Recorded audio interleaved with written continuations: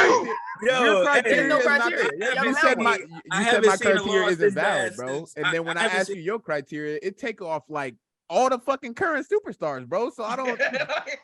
Only to me, only superstars in the league right now is LeBron, KD, Giannis.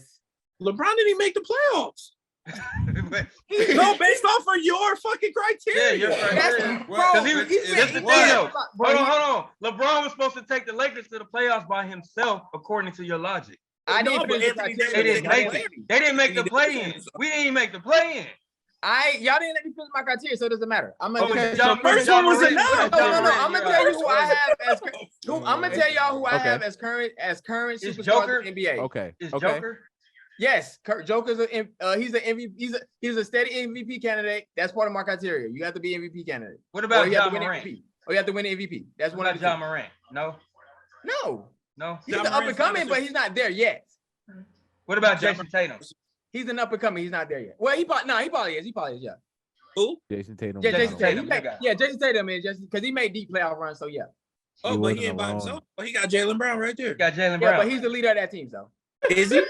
yeah. So like it's okay, so it's caveat. No, so they gotta be I'm a alone, but Celtics then fan. when they not alone, Y'all didn't they let gotta me be the finish. leader. Y'all didn't let me Hey, finish. Mark- So Mark- I didn't finish the criteria, so I don't really care about giving it. Hey, to All you. right, what's the rest of the Marcus- criteria? Hold on, y'all. Marcus- Hold on. I'm not giving it to you. It don't matter. I'm telling you. He said, I'm not giving it to you. I'm gonna tell y'all You who I deserve have it. currently as superstars in the Terrible NBA. argument. Hey, I want to And hear then his list. Let's hear his list. Let's hear his Bro, list. this is worse than LeBron, 9-1, KD, bro.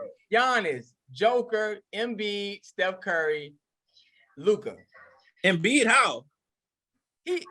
He's an MVP candidate, and he has made a deep playoff run. Obviously to the second round, but not third round. But How do you have Luke? Why Hold Luke? on. Why Before Luka?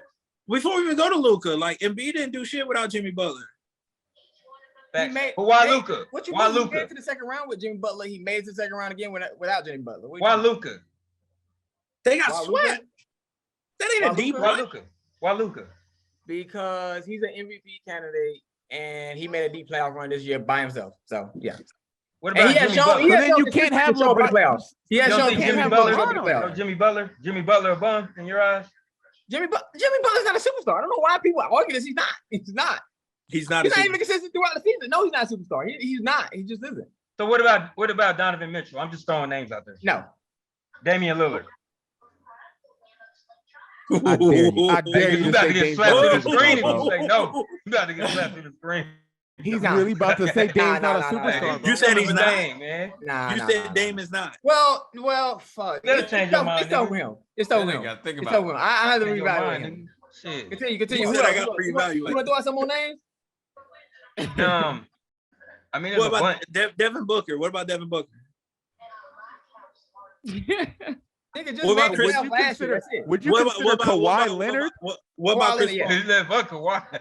Yeah, What Kawhi about Leonard, Chris yes. Paul? Chris Paul was. I don't really think he's a superstar. When was he? When was he? I want to say maybe his last year. But what about Devin Booker? You didn't ask. I said no. Devin Booker's not. No? Really?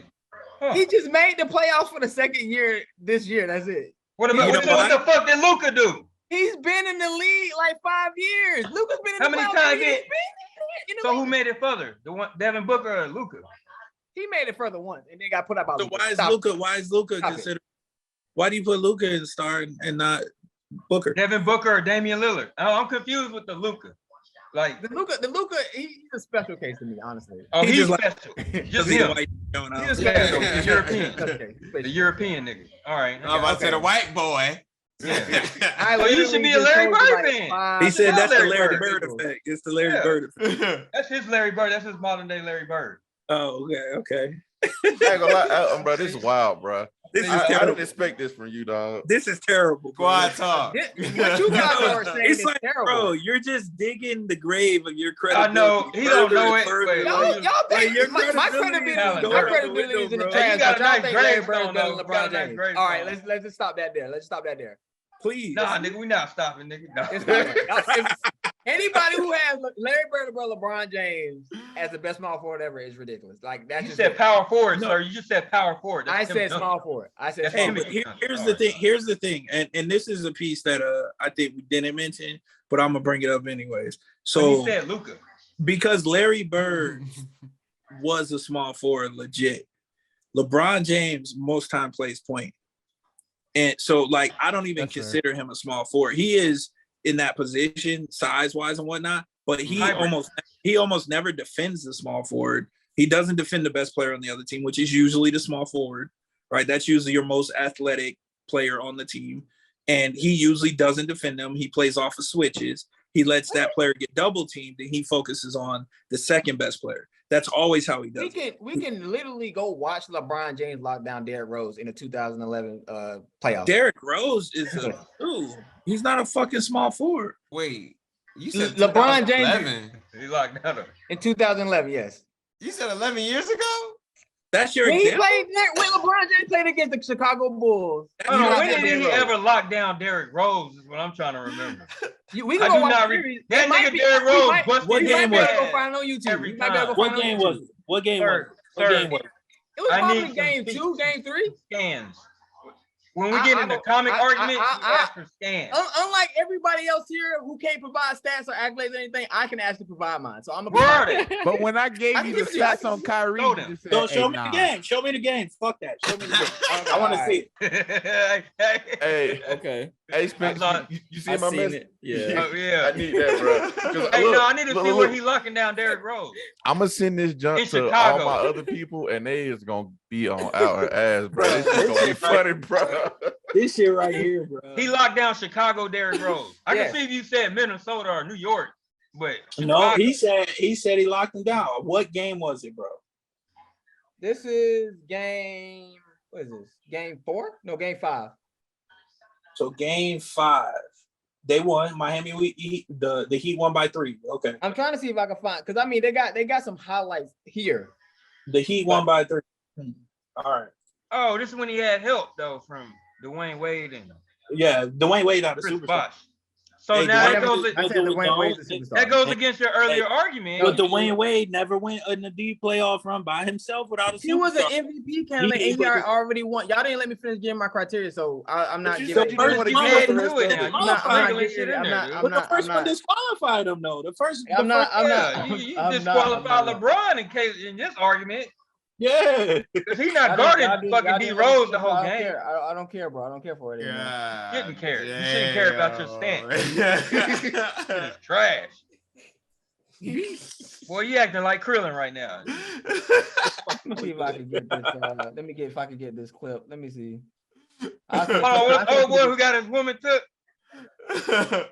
Young Chuck.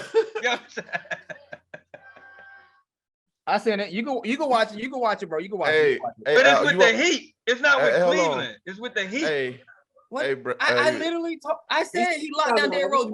I can also go. I can also go pull where he actually played. He was playing Paul George, but he had locking help. him down too. So He had help. He had help. And you said that Dwayne Wade was a superstar. No, this ain't got nothing to do with that. I'm talking about LeBron James defensively. That's it. I'm not talking about. Okay, let's talk about LeBron James. So by lockdown, what do you mean? He's holding Derrick Rose to a poor shooting percentage. So Derrick Rose. So LeBron James in that game had 28 points. Derrick Rose in that game had 25 points. That's locking irrelevant. That's locking him down. What first thing about the possessions that LeBron James was actually on Derrick Rose. Oh, he stopped him from scoring 4 points. Oh, so what the fuck does that mean? Hey, you see what I said to Spence? Oh shit! That's not locking somebody down if they scored. Don't you hate when you try to make a point and then your own receipts backfire on you? Yo, Derrick Rose had 25 points in that game, bro. Like, what are you talking about? What was his shoot percentage? Let me ask you that question. Who cares? He had 25 points. He's not locked down if he's not locked down if he's got 25. What's his shoot percentage? That's what I'm asking. Look. Why does it matter? Look it up. It does matter. How? If you're shooting poor, then even if you get 25 points, you shot. But he still scored points against good. Bro. He scored 3 points less than LeBron, and the team won by shooting position. Listen, and the team won by 3 points. That's it. I go find it. Like literally, the team won by 3 points. So they barely won. Unlike everybody. And LeBron I can provide receipts, nigga. I can provide receipts. So hold on, I'm gonna give you an I example. don't necessarily agree with that. I'm gonna give you an example of James somebody Harden locking down somebody. So they barely won, but he locked down the nigga. Wait, what you say, Mims?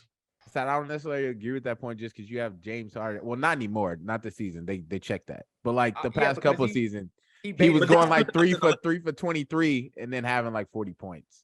But this is 2011 though. That's true. That's also. But true. there's so here's an example of somebody locking somebody down. If I remember, because I'm a big fan of both, Tracy McGrady held Kobe to under double digits one game, and he guarded. That's a lockdown, nigga. That is a lockdown. Yeah. That just happened because they are my two, and when they matched so well. But I always knew McGrady could hold Kobe. He could hold him. Kobe busted his ass again, but that's a lockdown. These niggas got what 24 and 28. Come on, man. Like, what was you doing defensively to let? That's like we both scored 30 and you blocked my shot and you claiming you locked me down. Like, dude, against LeBron, when Derrick Rose when LeBron James was on Derrick Rose. Nope. That's the way the game was playing, bro. I got more for it. When LeBron James was on Derrick Rose, he shot 0 for 5 and had.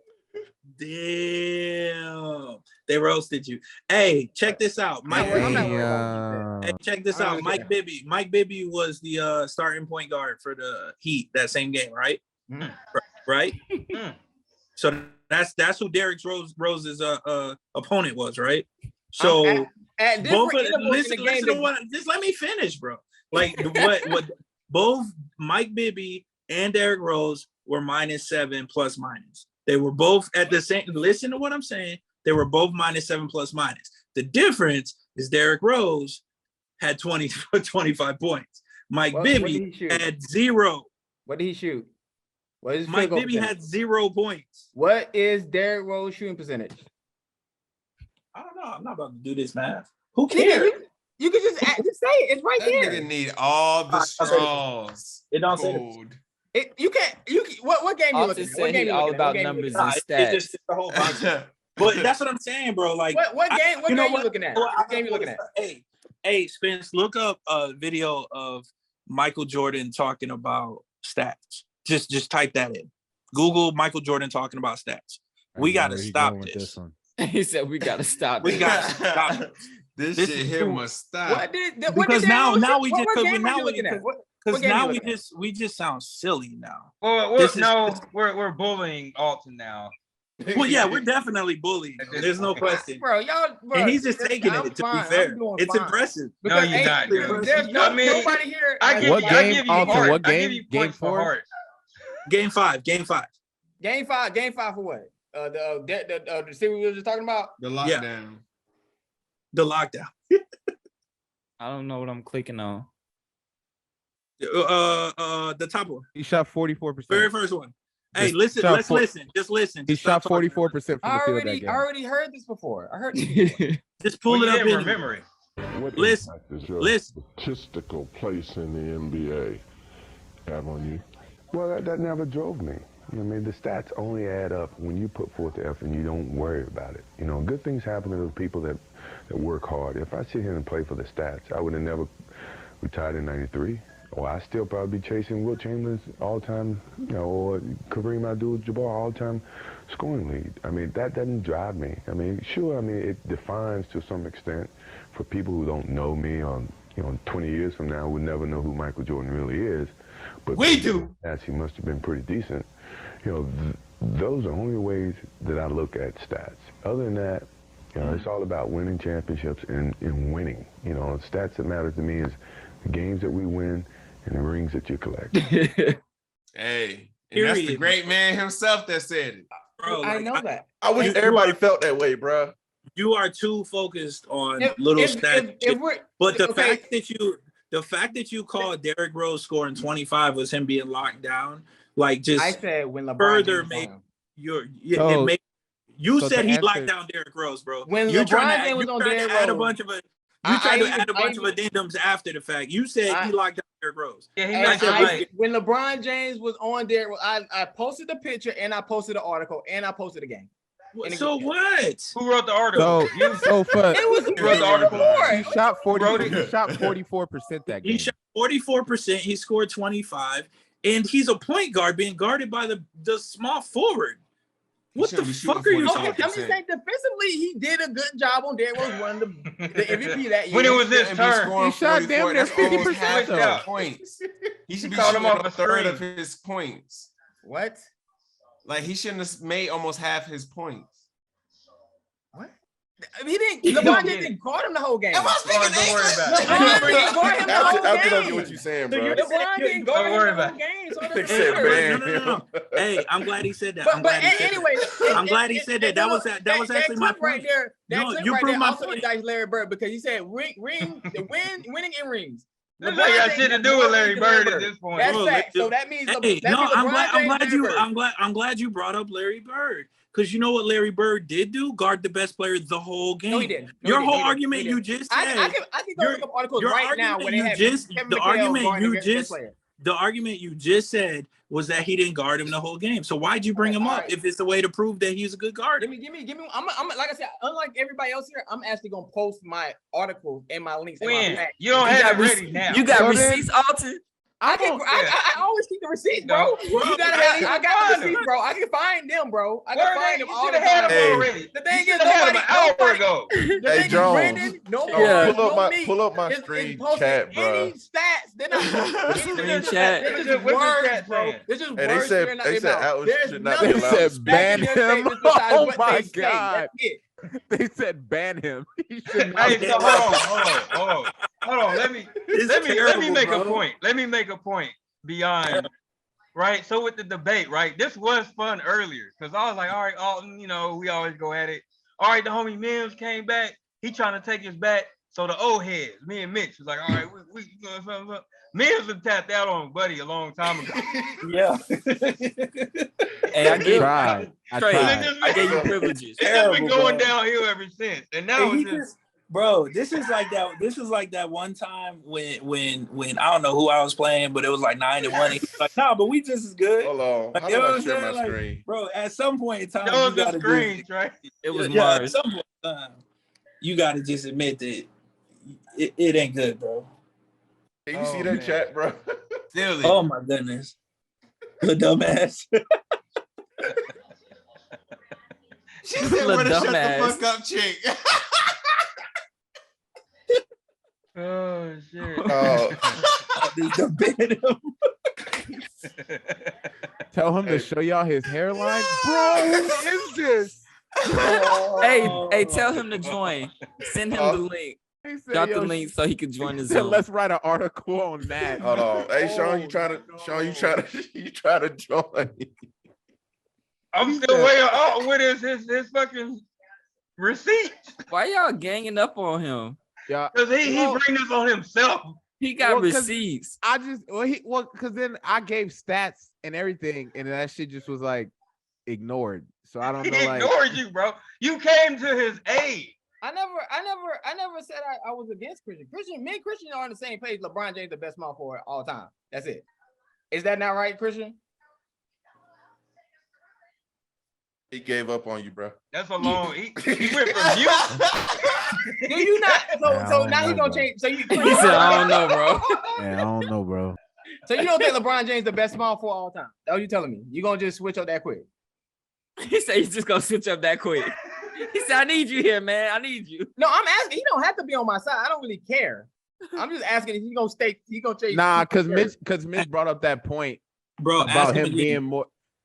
Mitch brought up that point about I've not like that's really how I view Bron. Y'all remember that last pick that from last week where we was talking about where I asked the question who we benching? Mm-hmm. I view him as more of a point guard anyways, which is why I had him running the team point guard and putting Steph on the bench. Exactly. I agree. I agree from that. I agree with that. I give him that. I think he's probably top. He's definitely top 5 point guards ever. But I don't think he really plays the 3 position. To be honest. And going by that, I agree with that. I don't know what I don't. But here's the problem. Here's the problem with it. If he is a 1, and that's the position we're putting him at, he's not the best. That picture. Who got to go to the bench? I said Curry, and then just have Bron run the point. I remember that. Yeah. See, I said that I would bench Kobe because Jordan's already there. They're the same person. Like, so that's the only reason why. There's a Celtic fan coming out. No. It's just Kobe is like the carbon copy of Jordan. except Jordan's a little better. So it's like, is he? Realistically, So why not Kobe was like the carbon copy. Think So how why good not have he two is. Jordans? Because Jordan and Kobe both want the rock the whole time. So like it would make more sense to have Steph Curry, who is big on doing ball movement. He runs without the ball, and he's big on screens. So like it would be better to have Curry running around doing screens and keeping the floor more open, so Jordan or LeBron could slash, and then KD is wide open. I had a point. LeBron is what? Small forward, right? Even though we give him all the other positions. Yeah. Larry Bird, small forward. Yes. What is Kevin Durant? Small forward. Small forward. So, in due time, there will still be an argument.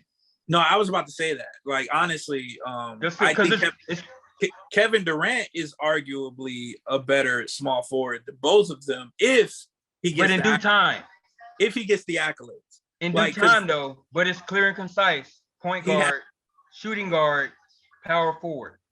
Yeah. There's only other positions we argue about is small forward and center. And some people already have it locked in for center. Who's that? What do you mean?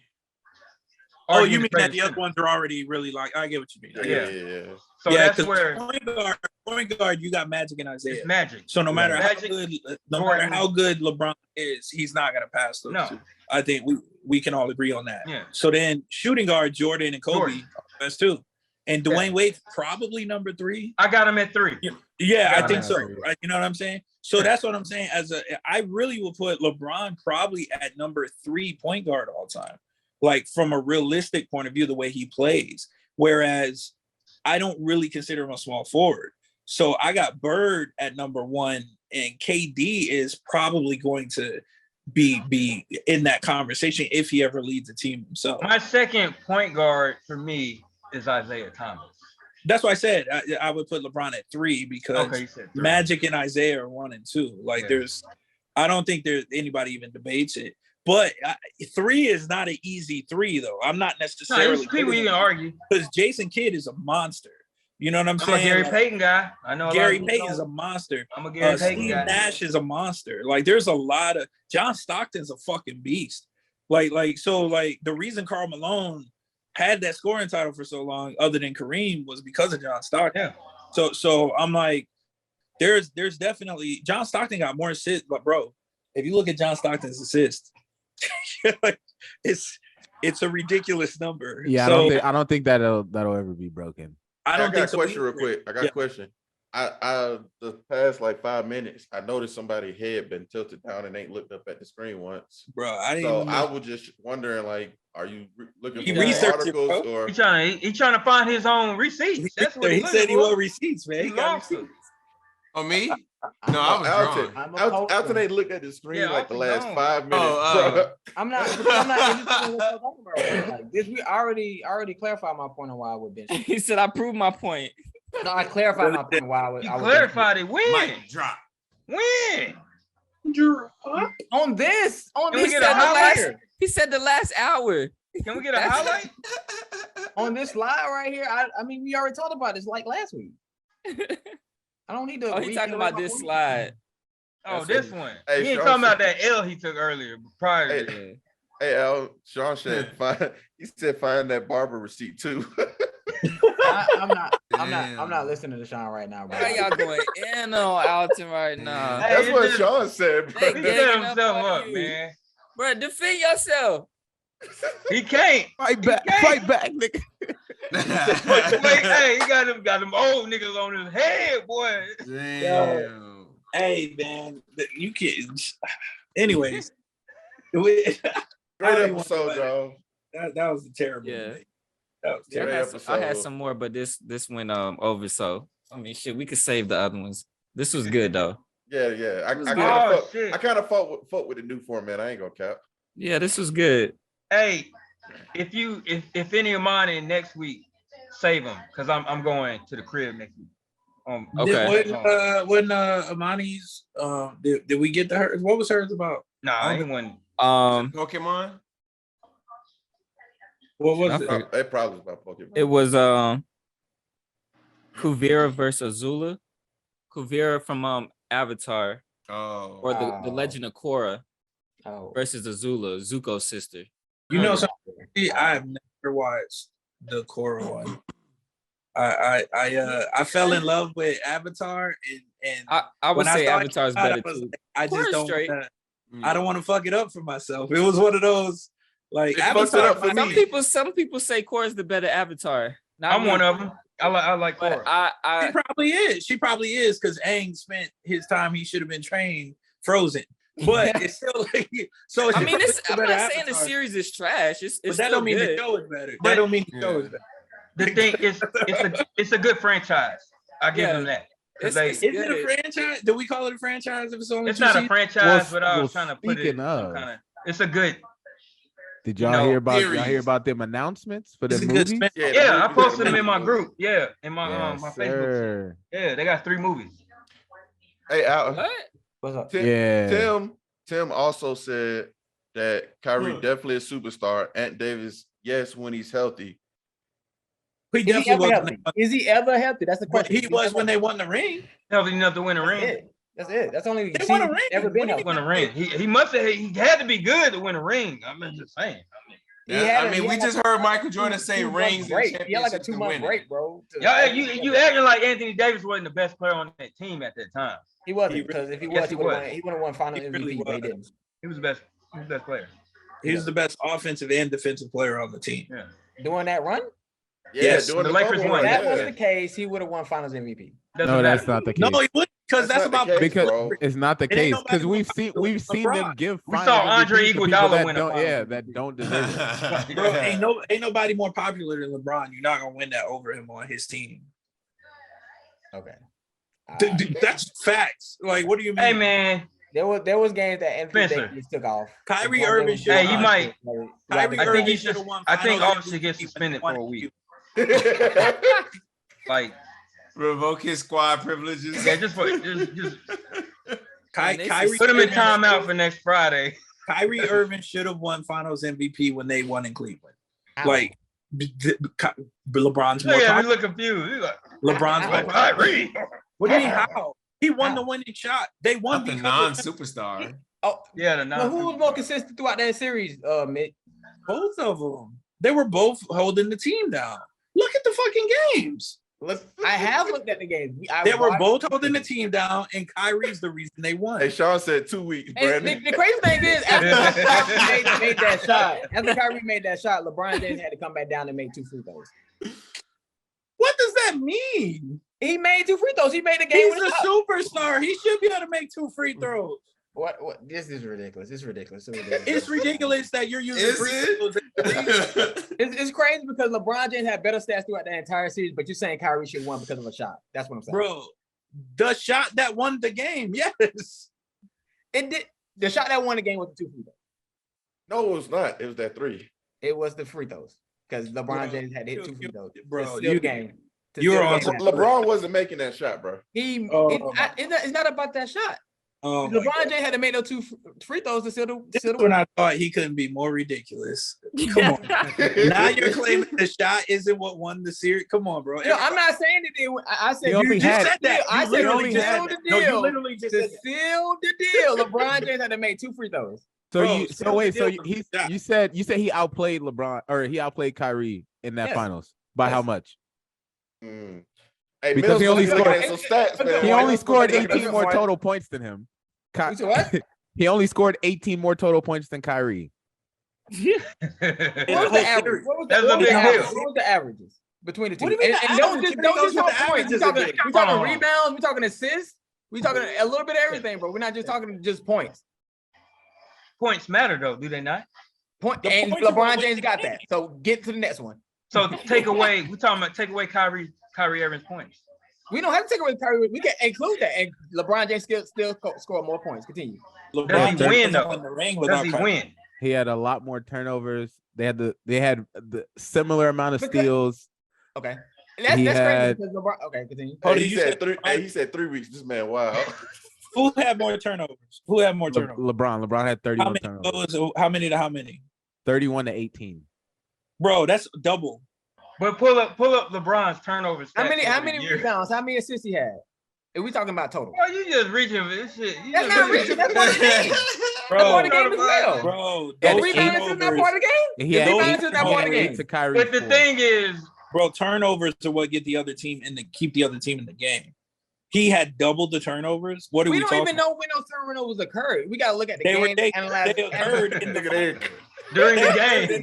Give me everything else. Don't just look at one point that stuff on he had four. LeBron had four more. LeBron had 4 more in the assists. parking lot, in the dressing room. What the fuck? LeBron had 4 more assists. 4 more assists. And he was running. They had the same. They had basically the same amount of steals. LeBron had two. He averaged 2 more blocks than Kyrie did. That's a lot. 2 more blocks. Well, he's only 7 inches taller than him, but yeah, okay. That doesn't. Dude, how does that not matter, bro? He averaged. Okay, all right. Kyrie Irving should be better at stealing the ball since he's shorter, correct, or some shit like that. How tall are you, bro? It doesn't matter. No, he had more. It doesn't matter about my height because I block shots even at my height. How tall are you, bro? It doesn't matter. It doesn't matter. I still block shots. How tall are you, bro? I still block shots at my height. He 5'10". He 5'10", Mitch. I got you, bro. 5'10". Cool. I'm 6'5". I should have more blocks than you. And I bet you won't. I bet you can't. I bet you can't. I bet you can't. It doesn't matter. As a 6'4" nigga, you're not about to disrespect. You're not about to disrespect nobody. I'm 6'5" and I played a 2 my whole career. What are you talking about? I block shots, bro, at my side. What is your vertical leap? What is your vertical leap? I block shots at the rim before. What is your vertical leap to be saying you gonna block more shots than a nigga 6'5", bro? What are you talking about? 5'10" niggas, Alton. Niggas think just because they got height, they supposed to average more blocks. That was the point that Mims did. And I'm pretty sure I can average more blocks. I mean, Dwight Howard averaged a lot of blocks, and that nigga tall as fuck. That's what I'm saying. Height doesn't matter. Height doesn't matter. Height does matter. No, I mean, obviously, on our level, it doesn't matter. No. On every level, it matters. Height all right. It's that some characters, like Nate Robinson, might still be able to jump out their fucking boots, but that is not normal. All right. Most people at 5'9", 5'10" ain't winning this. You know what I'm saying? Like, because height matters. You know, put you at the tip off, my nigga. You 5'10" at the tip off. Sean, bro, you outrageous right now. 5'10" when you put them platforms on, you know. Got elbows, squeeze an inch in, you know. Who Sean? Is this Coop or a different Sean? No. This is our friend. You know, you and him got into it a few years back when y'all was arguing about shoes and shit. You remember my homie? But this Maurice's little brother. And this nigga said, he said Alton couldn't even boom Chris, and he ain't blocking nothing. So wait, does that know you talking about you? Yeah, he know Alton, bro. So that nigga Nate Robinson didn't even average a single block. So for his career. For that series, LeBron James averaged 30 points, basically, 11 rebounds, 9 assists, 2 steals, and 2 blocks. But Kyrie should have won the MVP. What did Kyrie average? 27, 3. No, 27, 4, 4, 2, and 1. So how many points is that between the two? How many points is that between the two? Dude, there's 2 points difference. There's I'm not asking that question. You're gonna claim the rebounding gap as the reason as to why he should have got Finals MVP over Kyrie Irving. The rebounding gap. And you're not mentioning there's an assist gap too. Bro, yeah, there's an assist gap, but there's also a turnover gap, a huge fucking one. He had double. That's what I'm saying. What is it? That means those are points for the other team. Right. Man, I can't with this. It was fun at first. Oh, so we're gonna ignore that. No, that doesn't mean the team scored on the other end. That doesn't mean. No, but hold on. It does not mean that. If there's 30 of them, they scored on the other end, and some of them jokers. I promise. But we don't. Come on. That doesn't mean how many assists? You said he had 11. With his logic, Jordan can win without Pippen. That's his logic. What? Okay. I never said that. Logic. I never said that's that. what you're saying when it comes to LeBron. I've never said that. I said LeBron James should have won the Finals MVP. Somebody said Kyrie should have won it because of the shot. But you said they're not superstars. He won it by himself. We can rewind it. He did say that. Nigga, I said if He did say that, bro. I never said you should win it by yourself. You actually I never said So that. I he's never said not you a gotta win. I superstar, never but said he you gotta played win at the the finals by same. yourself. As You can rewind it. So he's not a I superstar, never but the said same that. person. That's y'all. I never said that. No, nigga, Kyrie that ain't y'all, Irving nigga. isn't That's a you. superstar. I said in order for you to be a superstar, Vince, make sure you rewind. So is Kyrie Irving a superstar? Hey, make sure you highlight what he said. I superstar? never said that, and then rewind it and show exactly. Rewind it. If Kyrie Irving isn't a superstar, I want a time moments stamp. earlier. Finals, he only Or Anthony averaged Davis. basically the same shit. And then we even as said the person LeBron who won 2 rings on as a his superstar. own, and we I never head said that. nodded and I laughed. never said that. I never said that. Nigga, Spence about to kill this shit. Yeah. Bro, this intro should be so good, bro. All I want you to start off with, I never said that. I never said that. A few moments.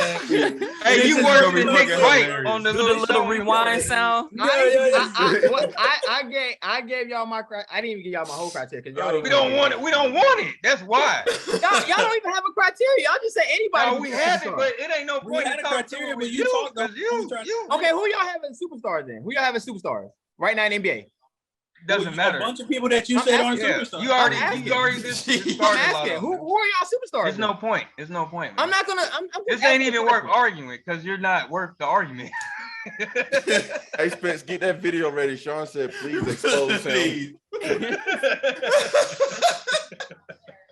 All right, man. I'm gonna go ahead and call it a night. Because, Hey, like I hey, said, Sean said Mangekio.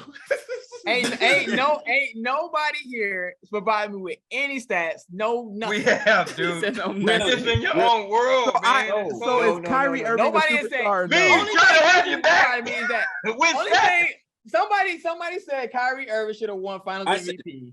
And that's there's the no argument. there's But no is logical he- case is for he a that. superstar? Kyrie winning the Is he Finals. There is a superstar? logical case for that. They had What? You said Okay, I'm gonna tell you you. said I'm gonna tell you. LeBron Listen, locked up Derrick Rose listen. though. I will tell you. They had similar games other than rebounds and turnovers. LeBron had more rebounds and blocks, and Kyrie had way less turnovers. And Kyrie won the final shot that mattered.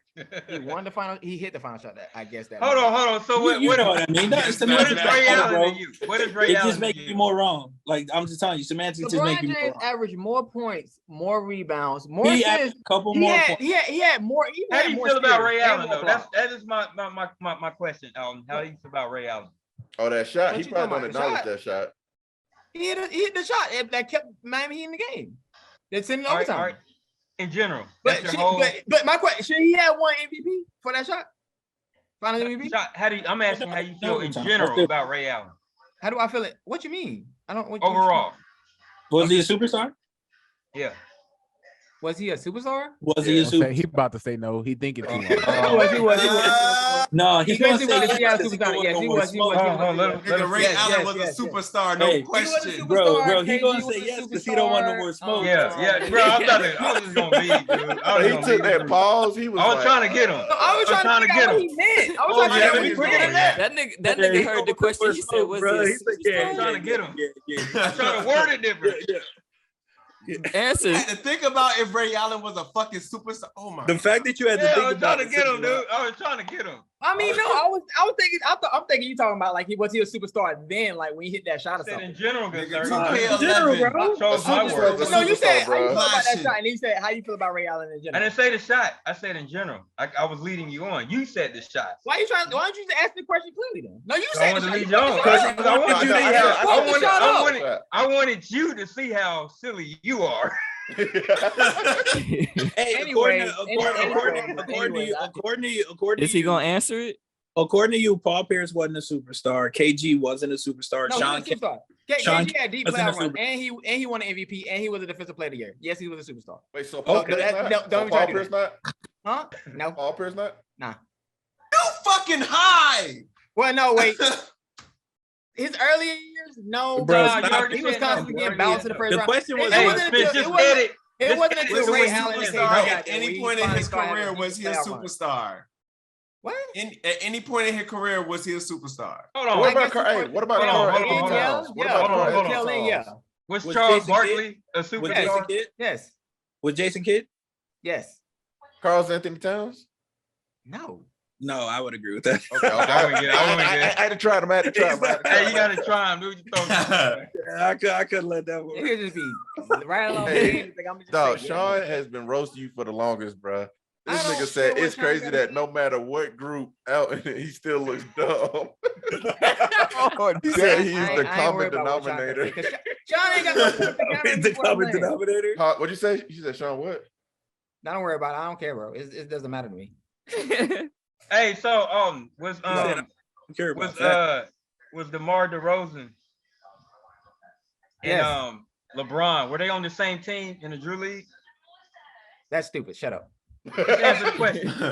Answer the question. That's stupid. Shut up. Were they on the same team? That's a yes stupid. or no. Shut up. I've already won. That's stupid, I just won my case closed. I just won. Case closed. What does that? I don't even know what you bringing it up, but that has nothing to do with the NBA. Yes, it does. No, it doesn't.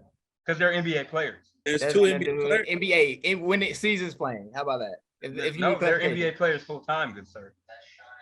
Whatever. Yes, I just Anyway, asked a simple question: was they on the same team or not?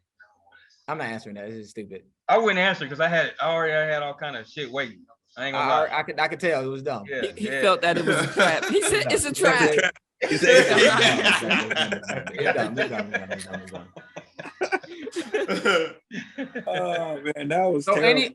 anybody's gonna give me like any clarification of why Kyrie was a superstar or Bro, you've already lost. Stop anybody's gonna give me any clarification? Bro, You know who you look like right now? If you don't know me by now. Yeah, I'm asking a question. Everybody just laughing, but nobody's gonna give me clarification. No, because we all tried and you already. Yeah, we tried. Bill gave you stats, You just bro. talked You was over like, us fuck every it. time we tried, bro. Like, stop. All right, so hold on. Here's the thing, right? Name the top 5 best ball handlers in the NBA today. That doesn't make you a superstar. Yes, it does. Answer the question. I can say Kemba Walker. Answer the question. I can say Here's Kemba the Walker thing, one real of the talk. best. Here's the thing, real talk. Here's the thing, real talk. Every time you say for us to give you a reason, we ask you a question, you refuse to answer. You do it over and over. You go to ask because it's a trap. I literally asked who's a superstar and who is a superstar. I gave you yes and no's. I ain't avoid. Look how you avoid it. Look, you avoid it. I asked you a admit it. simple, how tall are you? And you refused to answer. You were like, I plead the fifth. Like, said- yo, he what said he'll get more blocks. You know what I'm saying? Like, 1, 2, 3, 4, 5. Like, yo, it doesn't mean anything to the conversation. It doesn't mean anything to this conversation. You won't allow anybody to make their point. You just talk over them and refuse to answer questions so they can't make their point. They're trying to use an analogy so you understand, because apparently you can't understand on your own off of raw fucking facts. So we're trying to use analogies so you understand what we mean. But nobody gave. I just gave it to you, and you dodged it. You said who's the top 5 ball handlers in the NBA? Answer it. I can name. Answer the question. All right, I can tell you. Because there's one nigga you name you're gonna have to say, and you don't want to say it. And it's That the doesn't make you first. a superstar though. Bro, what do you mean? He can't. You're saying that being the absolute best in a He gotta be known category, for something. in the category of the world's best players, to be the very best in one of those categories that they are graded in, doesn't make you a superstar? In what example? Andre Drummond was one of the best rebounders in the NBA. I didn't ask about When rebounding. he was that. No, I'm saying, but he was one of the best rebounders in the NBA at a certain time point. Were y'all consider him a superstar? When he was that, yes. Yeah. He's not now. I'm out. Andre Drummond? Andre Drummond was a superstar. When he was one of the top big men in the league for a little bit. He's not anymore. It was dope. He had a little two-year two-year run. That's ridiculous. That's ridiculous. No, it That's ain't. ridiculous. That's ridiculous. But that argument is stupid because Kyrie's had a longer run. Hey, let me ask you a question. Since Kyrie's had a longer run. Bradley Beal was it last year or the year before? One of the last years. Bradley Beal the truth. He was the best scorer in the NBA. Was he a This is the superstar? point. So wait, so you don't consider Bradley Beal a superstar? No. Actually, most people consider Bradley Beal a superstar, but this is the point, though. Yeah. You asked us to explain to you, but then you won't let us. Yeah. I literally been asking for why Kyrie is. Bro, every time we But I try asked to a give you simple a reason, question. you won't answer. You won't I literally answer. asked every question, almost every question y'all asked. Bro, No, you didn't. no, Nigga, you just died really with my haven't. question. We can rewind it. Other than the more I'm about to go play out I'm not right. answering Bullshitted that. and gave Kemba Walker, and that was it. I said I could. I can name Kim. I can say Kimball Walker. I can say Trey Young. I can hear you. Wait, but are they better than Kyrie? They're Irving better than. Better. Hear you No, they're not better than Kyrie, but they're still. So why would you not say five. him? They could be So why top would you not five, say him ball first? handlers. Why would you So not you say consider Kyrie Trey Irving Young? first? Huh? You This consider nigga said Trey Trey Young. No, obviously Kyrie Irving is the best ball handler in the NBA. What? Then why didn't you say that? He's the best ball. You should have named him And then first. even if I did, that doesn't make him a superstar though. Okay. Okay, so the stats. Okay, so it the still stats. proved my point. Part two. Behind it. You look The stupid. stats coupled with all that don't make him a superstar. Hold on. We got more because Kyrie's not only considered. Trey, what your people saying in the chat? Who is a better? Who is a better closer under the hoop? Hold on. Than Kyrie Irving? I mean, you can argue Steph Curry, but that's a different story. You can argue Steph Curry, who's arguably top 10 of all time. You can probably argue Ja. You can argue Ja. I don't think so. He hasn't played. You can argue Ja. You can argue Y'all looking at the chat? You looking at the chat, Brandon? You said that do-rag wet as hell. You real hot as a right motherfucker right now. I'm thinking. Hold on. Let me make the point though. So you slow down after Ja. So let's say Steph, Ja. I'll even put Kyrie below the two of them. That means he's top 3 in the league. So he's top 3. He's top 3 finisher. And he's running typical. Yeah, he running. But he's not superstar. He don't mean all the criteria. I didn't even include. I don't think Ja's a superstar yet. He could get there. I don't think Ja. I didn't say Ja was, but we just said Kyrie is top 3 in 2 different categories. You're talking And he got a ring. I mean, and he has a ring. Doesn't that fall under your accolades category you mentioned earlier? In the series that he got that ring, he averaged basically mirror to LeBron James. So like I don't know where you mirror to LeBron James. That's aside from the fucking rebounds, bro, and the assists, bro, and the turnover ratio, though. Look at the assist to turnover ratio. And the what you call it? Turnover ratio, bro. He didn't mirror LeBron. LeBron that's was what I'm the best saying, player in that series, bro. Bro. What? Bro, anybody who played, bro, anybody who's this nigga in the chat. Anybody who has played organized basketball will tell you. He said that proud of motherfucker boy. I was just talking about that. You know how you be talking about some shit and later you find out you think like, damn, I was wrong, but I already went so hard for this. I gotta stick with it. Stick with it. But I can't let it go. And there was a point I respected that. It's impressive. There's a point where you gotta let it go. Almost just take the L. Now, when you go that hard, hey, you gotta go till you die. Take the L, bro. You are only by yourself. Even if the people outside of here, bro, even if the people, even if say we all didn't think he was a superstar, right? Say everybody in this chat right now thought he wasn't a superstar. The rest of the world is telling how many niggas in here? 8, 7. The rest of the world is telling these 7 niggas in here we stupid as fuck. This nigga got a shoe deal. Not everybody get a shoe deal, bro. He getting max contract after max contract. Like non-superstar niggas aren't getting this. Why didn't Brooklyn re-up on him then? Because he don't show up to work. He don't. Yeah, I was gonna say the nigga don't show up to work. But hold on. If this nigga wasn't a superstar, he didn't even get the COVID fucking vaccination and kept his job. They eventually altered it so this nigga could play. You can't even do that in the army. Because they were losing. The other thing, this nigga, all this shit he do, why do they talk about him every day in the sports world? Because he has an unorthodox way of carrying. No, bro, because he's a superstar. Dude. This nigga out just won't admit it, bro. He's in the limelight. I said to me, he's not a superstar. Bro, no. You said he's not a superstar, bro. Don't be. I said to me, you never said to me, because you downplayed him and Anthony Davis. You definitely like they wasn't shit. So you elevate I said LeBron. to me, Anthony Davis or Kyrie Irving was superstars. No, you said they never were in their life. That's what you said. AD, because at that level they was playing. Unless you want to say that one season. Unless you want to say that one season. You said never in their Here's life. another thing. Here's another thing. Right? At the peak of fucking Kyrie and AD playing, right? They helped LeBron get a ring. But then you trying to you trying to shit on Derrick Rose at his peak, and you said LeBron defended him when he had fucking how do you see Dwayne Wade and Chris Bosh helping? I mean, it's kind of like. I mean, you gotta look at what just Derrick Rose. He had Luol Deng. No, take the do-rag off. They were both all-stars in there, right? Were they not? Were they both right? Luol Deng and Derrick, right? Luol Deng and Carlos Boozer and Joakim Noah, a defensive player there. I want to act so bad, bro. Joakim Noah and Carlos Boozer, 2 all-stars and a defensive player of the year. And a defensive player of the year. Right. So the 4 of them. Yep, versus LeBron, Wade, and versus an all-star Chris Bosh, a superstar and Dwayne Wade, and a superstar LeBron. Hey, Al, I got a question for you, bro. Can you do something for us real quick? What? Just leave. I'm about to. Okay. Hey, Sean asked for it. Can you take your do-rag off? I seen it. I'm about to go. I'll catch you guys later. You gonna prove him right. He said you always running. I ain't worried about what Sean gonna say. Is that what you are? I don't really care. He said, hey, you know why? That's why he like LeBron. Because he run away. LeBron James still the best small forward all time and top 2 all time. So I'm out. He said I need to say that mic drop. Cap. He ain't hang up fast enough. Look at him. He said he didn't hang up fast enough. Look at him. You trying to hang up the phone, he won't hang up. Oh, he's like, damn. He said he ain't even hang up fast enough. Babe, still in here. Why you hang this up?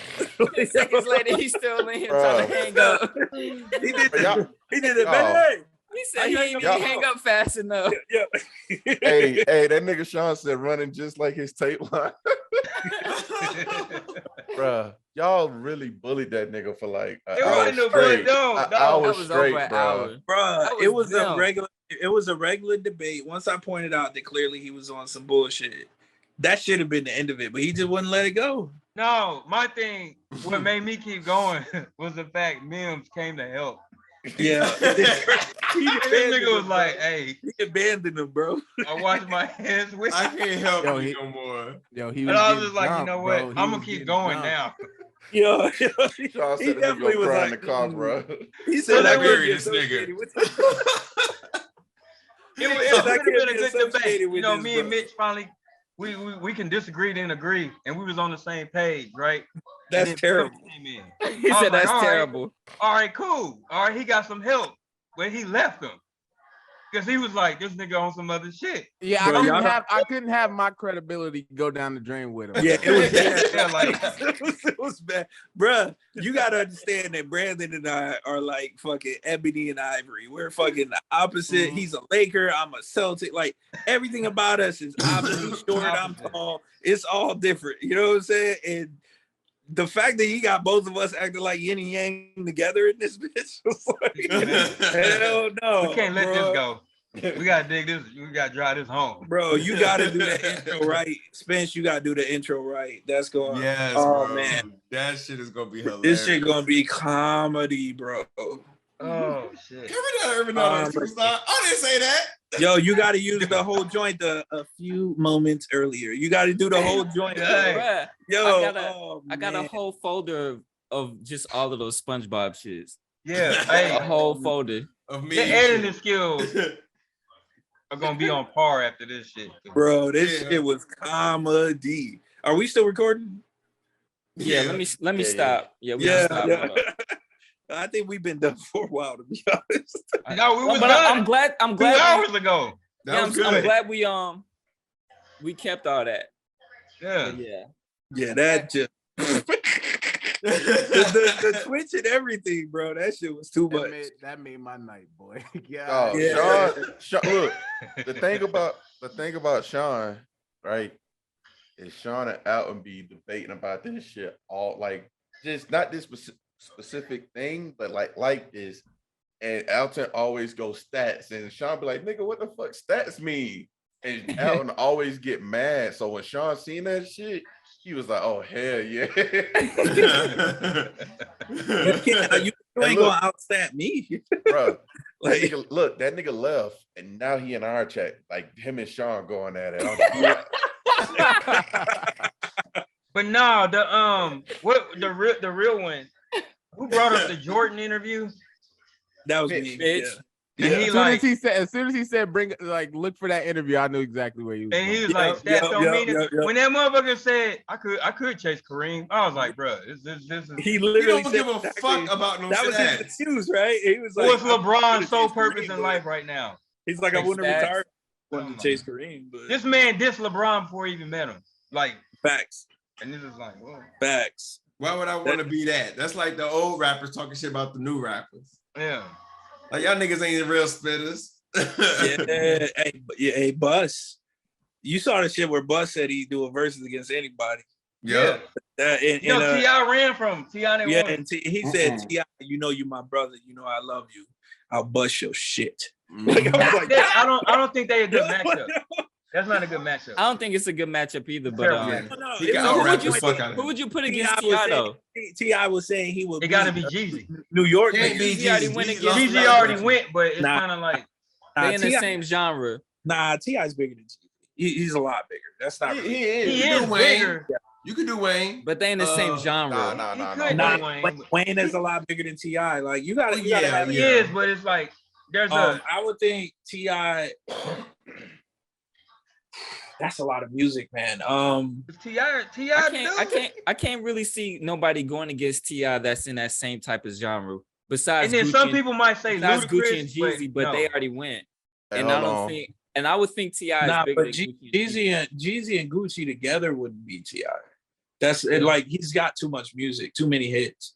So like that just wouldn't work. Plus, although T.I. has trap music, he got a lot of like club bangers. He got a lot like shit. Yeah, he does. You know what I'm saying? That fucking bring him out, yo. T.I. That ain't T.I. He kind of falling this. T.I. coming live from the VIP. Out of the three, I prefer Gucci. Out of the three, me too. I'm all Jeezy. Out of the three, I'm Gucci. I'm Jeezy. No, I would take T.I. out the three just because of the variety. But I like all three. Like so I like Gucci all three in different eras. But Jeezy, Jeezy grew on me later. Like Jeezy. I didn't like when they first came out, but Gucci grew on me later. Jeezy when he did that shit with Akon, I think it was 05. Like Jeezy got me through Iraq. So that's all I'm gonna say. That was it wasn't that. See, who got me through Iraq was Badu. I ain't gonna lie. I was on my knee real heavy. I was on my knee. It was young Jeezy. I do that shit. Badu, the Snowman. Yeah. Who else was I real heavy on? Maxwell. Yeah, that shit got me. What the hell was you doing over there, nigga? Damn, right. By myself, man. Like, hey, no, sometimes R&B. Hey, this business. nigga Chris Brown, boy. I done got. I listen to a lot of R&B, especially like the '90s shit. In Iraq, the first Chris Brown was out. So like, I'm a big Chris Brown fan, dude. I ain't gonna lie. So he only had the joint with and what was the joint? Poppin'. Yeah. That was the only one that was out at the time. When I was in Iraq. So the first time it was on his second album. Hey, hold on real quick. Let me tell y'all, this nigga Shaw said Elton got exactly what he deserved in that session. Nigga said Kyrie a superstar. And then he thought about it. He said, this nigga just invalidates himself. It'd be funny, man. It'd be funny because it's like, just say you don't want to be taken serious next time. Because it's not the first time when you debate with somebody more than, I would say, 2 to 3 times you learn them to an extent. And it's just like, y'all know with me and Mitchell, we'll just forever. And then every now and then we agree. Alton, though, I've already caught him so many times and caught him changing his opinion because he had a stance. And I'll say something and he'll look it up. Because I'm just throwing shit out there and he'll be like, oh. And I'm like, oh, nigga, I got you. You saw me. It many times I was like, you done fucked up, right? Yeah. Like, and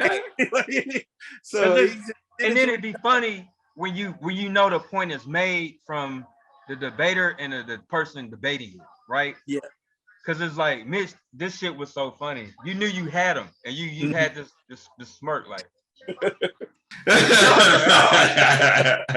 I do that shit, I'll do it too. And then it's just like he was stumped. And then just, I don't know. I love debating, dude, as long as it's like cordial. The shit that got him was when he said Ray Allen. That nigga was like, That was a setup, man. I was like, yeah, obviously. He said, it's a trap. Bro, I can't believe he even took it there. To be honest, like you actually said Kyrie's not a superstar. I mean, that the whole Kyrie. It wasn't just Kyrie. It was Kyrie, Dame, and AD. like. But here what question everybody. But here what I'm saying, like Kyrie is not only one of the top players in the league, the best dribbler in the league, probably top 2 finishers in the league. He also has a fucking movie. Yeah, like about his handle. He has a movie. He's like, I didn't even bring that up because it's like I wanted to bring it up, but y'all was going too hard. He's a Y'all was going too hard. cultural icon, yo. Bro, that's Uncle Drew. What are you talking about? Like, what? Like this? Yeah, that was. But hey, y'all beat that nigga so bad he got on Elden Ring. You might be crying, man. You might have to. But tell that nigga to get back on here then, since he. Hey, no, for real though. Hey, he was about to go back to go to sleep or something. He said, I need less abuse. Let me get on a Dark Souls game. I know, for real. Whose man is that? For real though. Like that's Trey's. I said that. That's Carlton's. Oh yeah, me and that nigga go way back to high school, bro. But it's just basketball, and he just be on what's some crazy bullshit, is bro. Sean is not even the worst. So like Tim is like a fucking Kyrie Irving. Oh my goodness, bro. I just got like 10 messages. Oh my God. Tim is like a fucking Kyrie Irving stan. That nigga sleep. So when he wake up and he see these messages, oh wow, it's over, bro. The trip is like he did the same thing we were talking about. What was it, chakra or whatever? And it's like, bro, you know, I had to. Bro, I stayed away from that one. No, but it was just like, bro, like just listening. I was just it's the anime based off of like real life that they adjusted to be cool. That's what I said. It's just, but it's still chakra different shit in different universes. Niggas got energy in their body. That's what I'm saying. All that. Yeah. That's why I'm like, what the fuck? He has a slight point. Wait. He has a slight point. He has a slight point. I'm gonna tell you why. As a person who watched all these shits, the shit that they do like in One Piece and like how it's like, yes, the chakras, the chi and stuff that's in Dragon Ball and Naruto. Yeah. Haki is that's not it. Haki is an ability. Haki isn't a skill. It isn't energy that flows through your body. When Luffy does Gear 2, Gear 3, he doesn't need Haki, right? It's just an ability that he has. Haki, you got 3 forms. You got armament. But see, this. Let me. He got ornament is when he coded himself in Haki. He has observation, which is a sense that allows him to see into the future, and then he got conquerors, which is just his aura, which is like so intimidating it causes people to like either run from intimidation or to pass out. In Dragon Ball and Naruto, chakra and ki is essence to them niggas like living and fighting.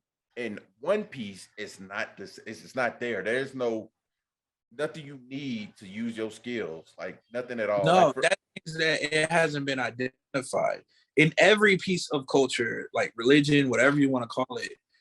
It's the same thing, regardless of what they're calling it. It's your inner fucking spirit. But that's the thing, though. It hasn't been identified in One Piece yet. In One Piece, they just don't identify it. He can just do it. That means they just don't understand. That's fine. But regardless, that doesn't mean that Naruto's powers won't work on Luffy. Like, which was what his argument was. He was saying, it was Itachi. It was Itachi. Yeah, that part. No, it didn't matter who. He was saying the characters. It just waving the hand. I agree with that part. I agree with that part. Yeah, I agree with that part. But that's where Brandon want to say something. Hold on. Like I wasn't because I wasn't specifying what One Piece does or doesn't do. It was the point of, like his moves would still work, and they made a game together, like where they literally fight each other. Guess multiple games. All them motherfuckers' moves work on each other. Like, you know what I'm saying? Like they didn't. Like can you add in Hunter x Hunter? Because I think they really. I think it's everything, though. Like it's just your spirit, whatever you want to call it. But it's just I think Hunter x Hunter has really soul in Christian, right? We call it your soul. That's your it's the same thing. It's the same shit. Hunter, I think when it comes to the anime, I want to hear Trey. I want to hear Trey's opinion though. But How do you feel?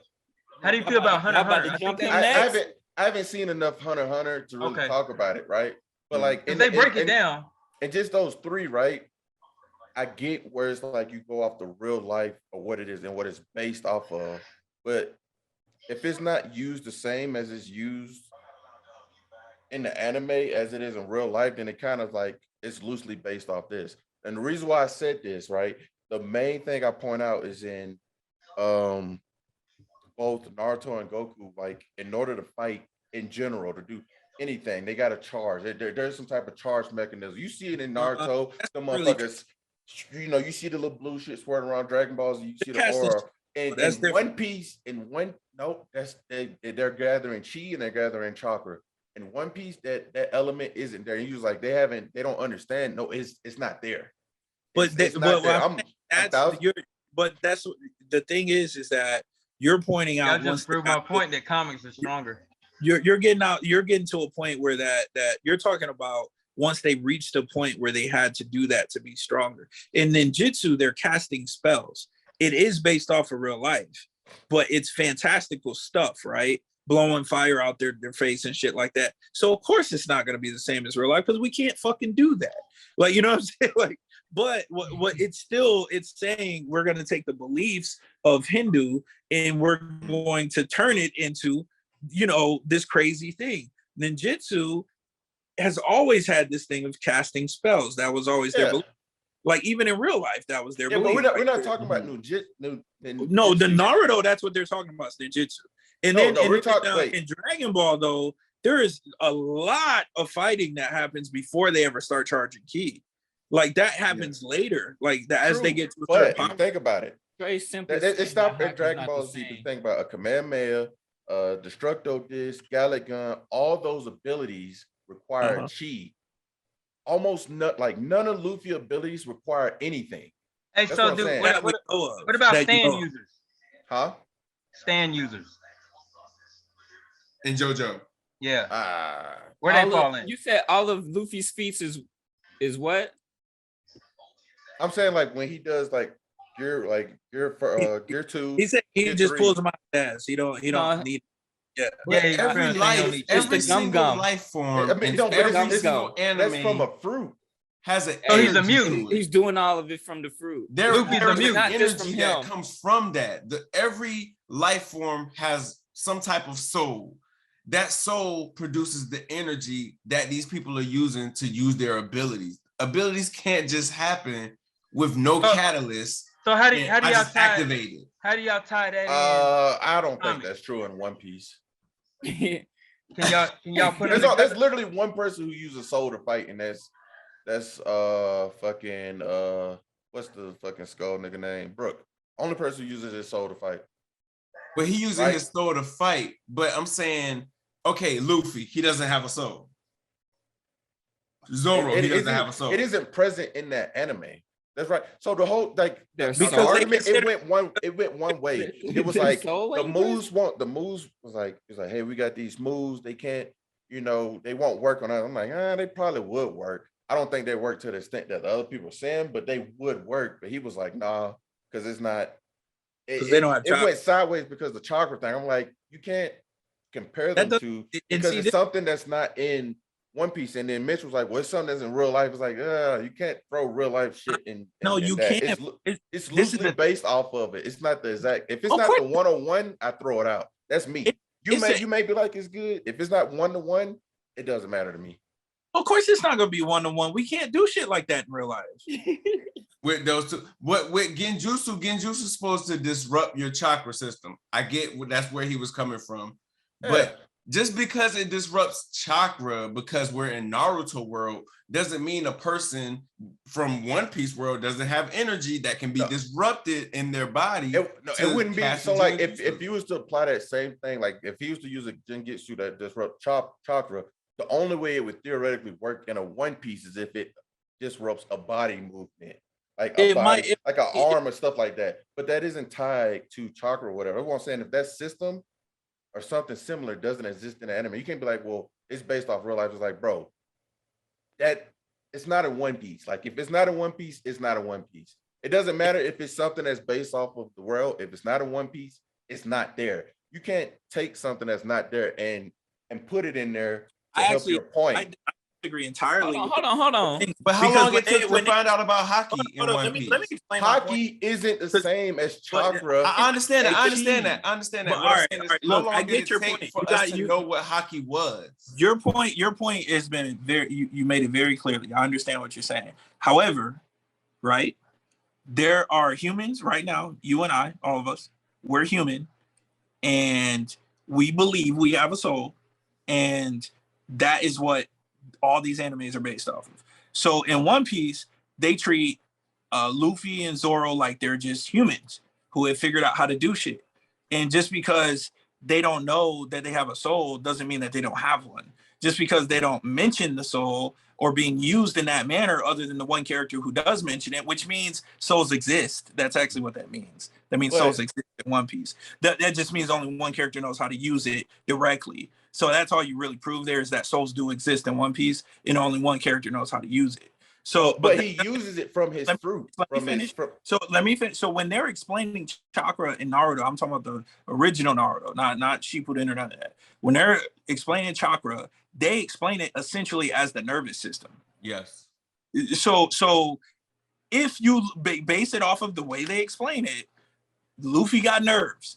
Like, you know what I'm saying? And the way they explain it is by cutting off chakra is very similar to cutting off the blood flow in your veins. That is the way that they explain it. And the way that it works in real life, I'm a jiu-jitsu guy, right? So I'm very good at cutting off blood flow, right? So I cut off blood flow to your carotid arteries, you go to sleep. I cut off blood flow to your arm goes limp, right? You sleep on your arm too long, you cut off blood flow, you wake up, you can't, the motherfucker's floppy, right? Like, that is just the reality of it. So like basing it off of knowing martial arts, because I've been doing martial arts a very long time, and knowing that the way it works, your chi, your chakra, all of that, all of those techniques from ninjutsu and jujitsu and all of those different jutsus, including taijutsu, is just about manipulating a person's body inside and out.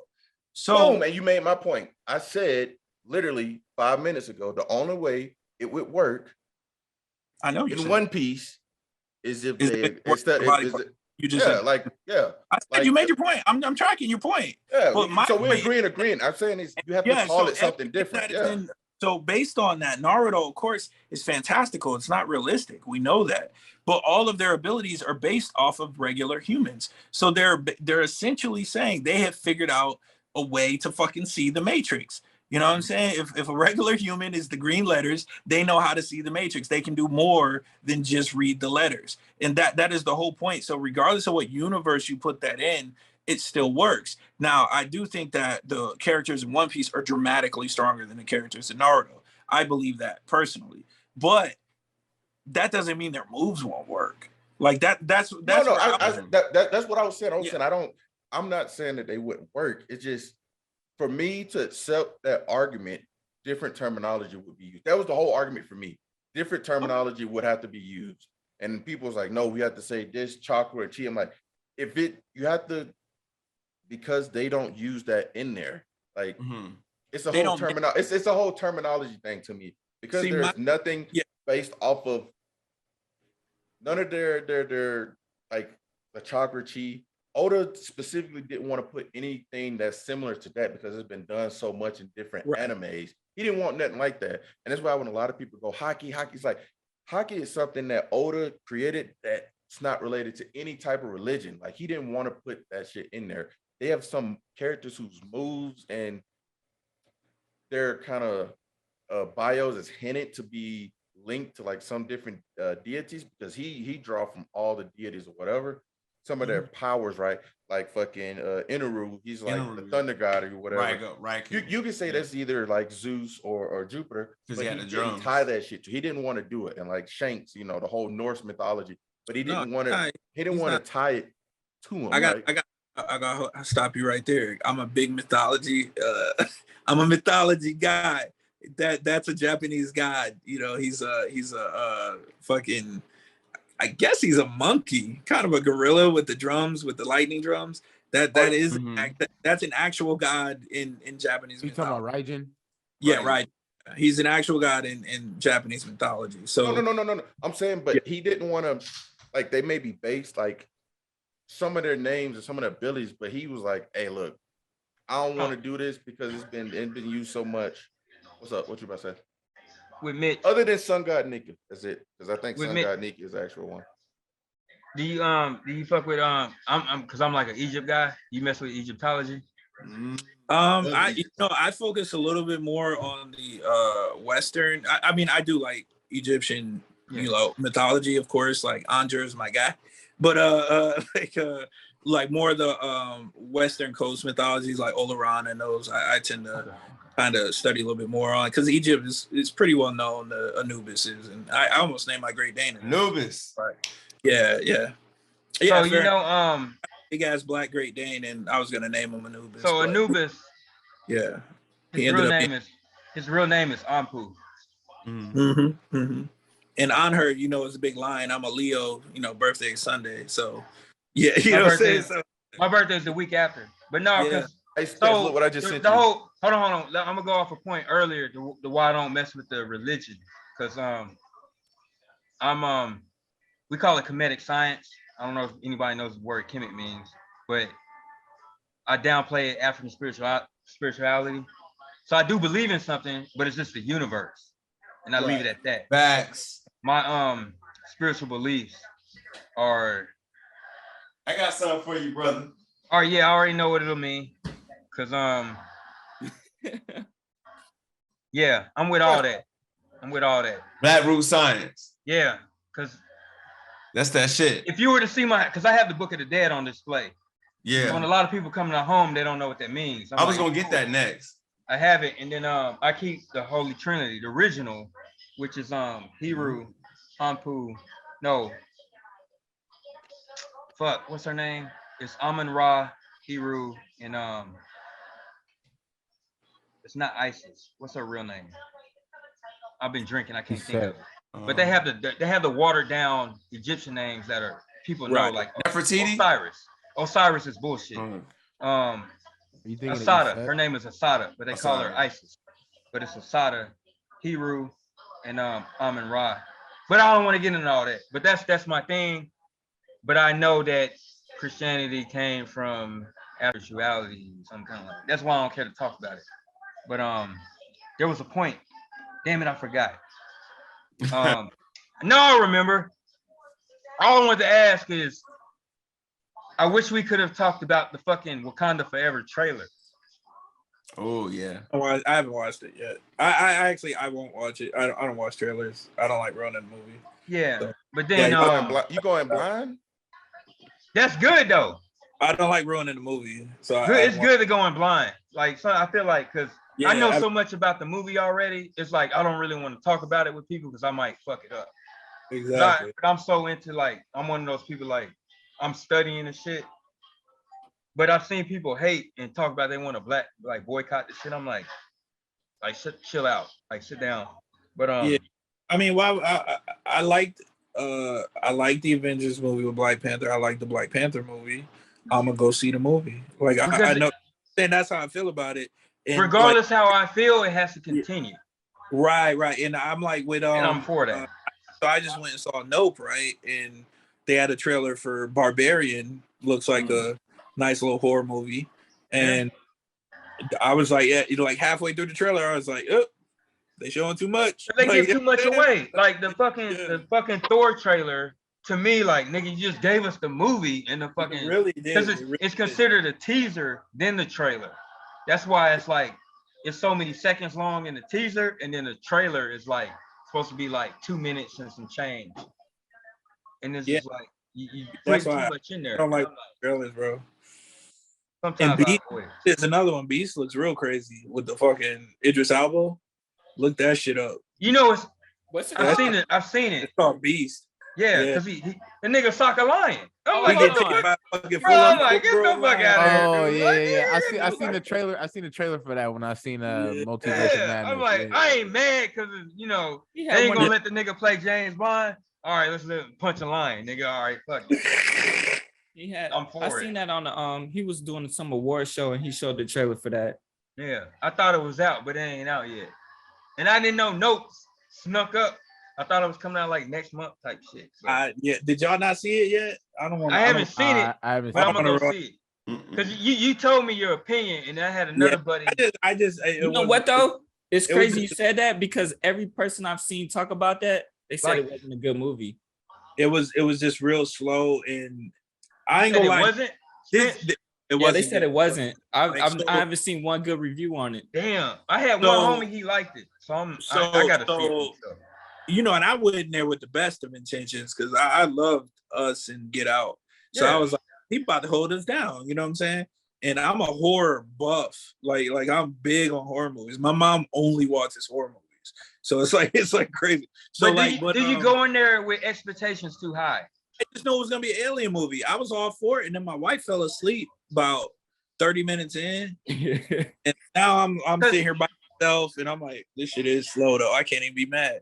So I'm like randomly hitting her to wake her up, you know, like, and so at the end of the movie, the last 20 minutes had action, but like most of the movie is just a slow burn. So you know? is anyone a Quentin Tarantino fan? Yeah, of course. Yes. So Once Upon a Time in Hollywood, right? Great movie. But it's slow, is it not? But it's great though. It's phenomenal. It's slow, but for him, it wasn't really slow if you think it about had moments. Because the Hateful Eight was about the same pace. Yeah. And that but was you know, which one is the Hateful Eight? Which one is that? With the cowboy Samuel Jackson. Yeah. You see what they all his movies, boy. wait, no. I think I saw that one. Is that the one where they it's long, they fighting in the winter shit in that cabin? Cowboys, Bro, I hated that fucking movie, bro. Bro, that's a good movie. Bro, I can't shit like that. I don't like. But I get why. Because they was racist towards him, and he just trying to do his job as a bounty hunter. So it's just that I ain't fuck with that movie, bro. But the movie was. It's probably the pacing for you. Yeah, but it was telling the story though. It was good. Bro, look. I'm gonna tell you why, and this goes on with everything: movies, shows, music, and everything. Like, if your whole premise or something is telling a story, I want nothing to do with it, bro. I've read enough in my life.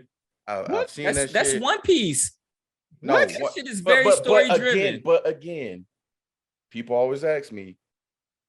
Anime for me is different because anime puts me in a happy place. Like when I watch shit and people fighting and they doing shit they can't do, it puts me in like a childlike state where I'm just happy watching that shit. Anything that requires me to think and do all that, I'm like, I'd rather be watching anime. Like we just gotta disconnect at a base level then, because I actually want to be forced to think. Like that's important to me. Bro, I do that shit I do critical like high level mission planning every day. I get where you coming from. Like when I get home, bro, I just want to see some. Yeah, your workload. Cause honestly, dude, I don't know if y'all. When we first started tonight, I was super quiet. Nigga, I'm tired from work, dude. I'm drained. I don't want to talk about work, and then I will walk off because I don't want to talk about Army. And I was joking about it when we opened. And then it's just like there's just certain shit that's just like, but for entertainment, I don't know. Like how you feel about anime is how I feel about comics. It's just the other shit just not entertaining for me. And I get it. Some people like that. And it's the same way because people like, oh, you listen to this rapper shit. They pushing a lot of knowledge shit. They songs. I'm just like, I don't want to listen to that, bro. Like, I don't listen to that. Like you'll be listening. You'll be listening. It's okay. It's crazy though, because I listen to because I make beat, like my music style in general is different. So, like, because I grew up in Georgia, trap rap is like ingrained in me, so like I can listen to that. People can be rapping completely bullshit. I'll go online and I'll find an instrumental of a hard ass beat they fucked up, and I just listen to it. I'll be like, it don't need no lyrics. And I've had some of my female friends reach out to me and they be like, hey, one didn't get the Kendrick video. She's like, hey, what did it mean? And I broke it down in like seconds. She's like, oh, you must be a Kendrick fan. I was like, yeah, that's my current favorite rapper since my mines got killed. And then one of the little friends I kind of date on and off, she was like, I can't get into Kendrick because I'm just not there at that point in my life. And I was like, what do you mean by that? And she honestly said, I think he's too much for me to understand at the time, to comprehend. And I'm like, I get that. And then it's because he's like, Nipsey's my guy, but now that he's not here, he still is. But I've always been a big Kendrick fan. but I like his style. Even though I love West Coast, I just like the shit he on because it's different. Yeah. And then he always has a message. But I've met chicks that be like, yo, I'm not into that shit. And I'm like, well, do you like J. Cole? They be like, yeah. Or they'll try to pick another rapper and kind of try to downplay Kendrick because they don't get it. And I'm like, nah, bitch, don't come for this. Don't come for K-Dot because I'm gonna tell you what be funny. It's over your head, but you know, just be honest. Like, just sit there and look cute. Yeah, like just I'm a lyric guy when it comes to hip hop, at least. I'm very lyric focused. Now, when it comes to rock, music matters. Like I'm sure I showed you guys my music room. Like I got instruments, you know what I'm saying? So the musicianship matters when it comes to rock because I know they're actually playing the instruments. Yeah. Most rap songs are samples of whatever. It's very rare. That's actually why Timbaland's my favorite producer because I know he plays the drums. Like I've seen him on the drums making the beat on the drums. You feel me? So like yeah. So when it comes to rap, I'm a lot more like, of course, a good beat is a good beat. We all gonna vibe to that, but you got to be saying something. So a lot of the rappers today, I don't fuck with. Yeah, you know, they ain't talking about.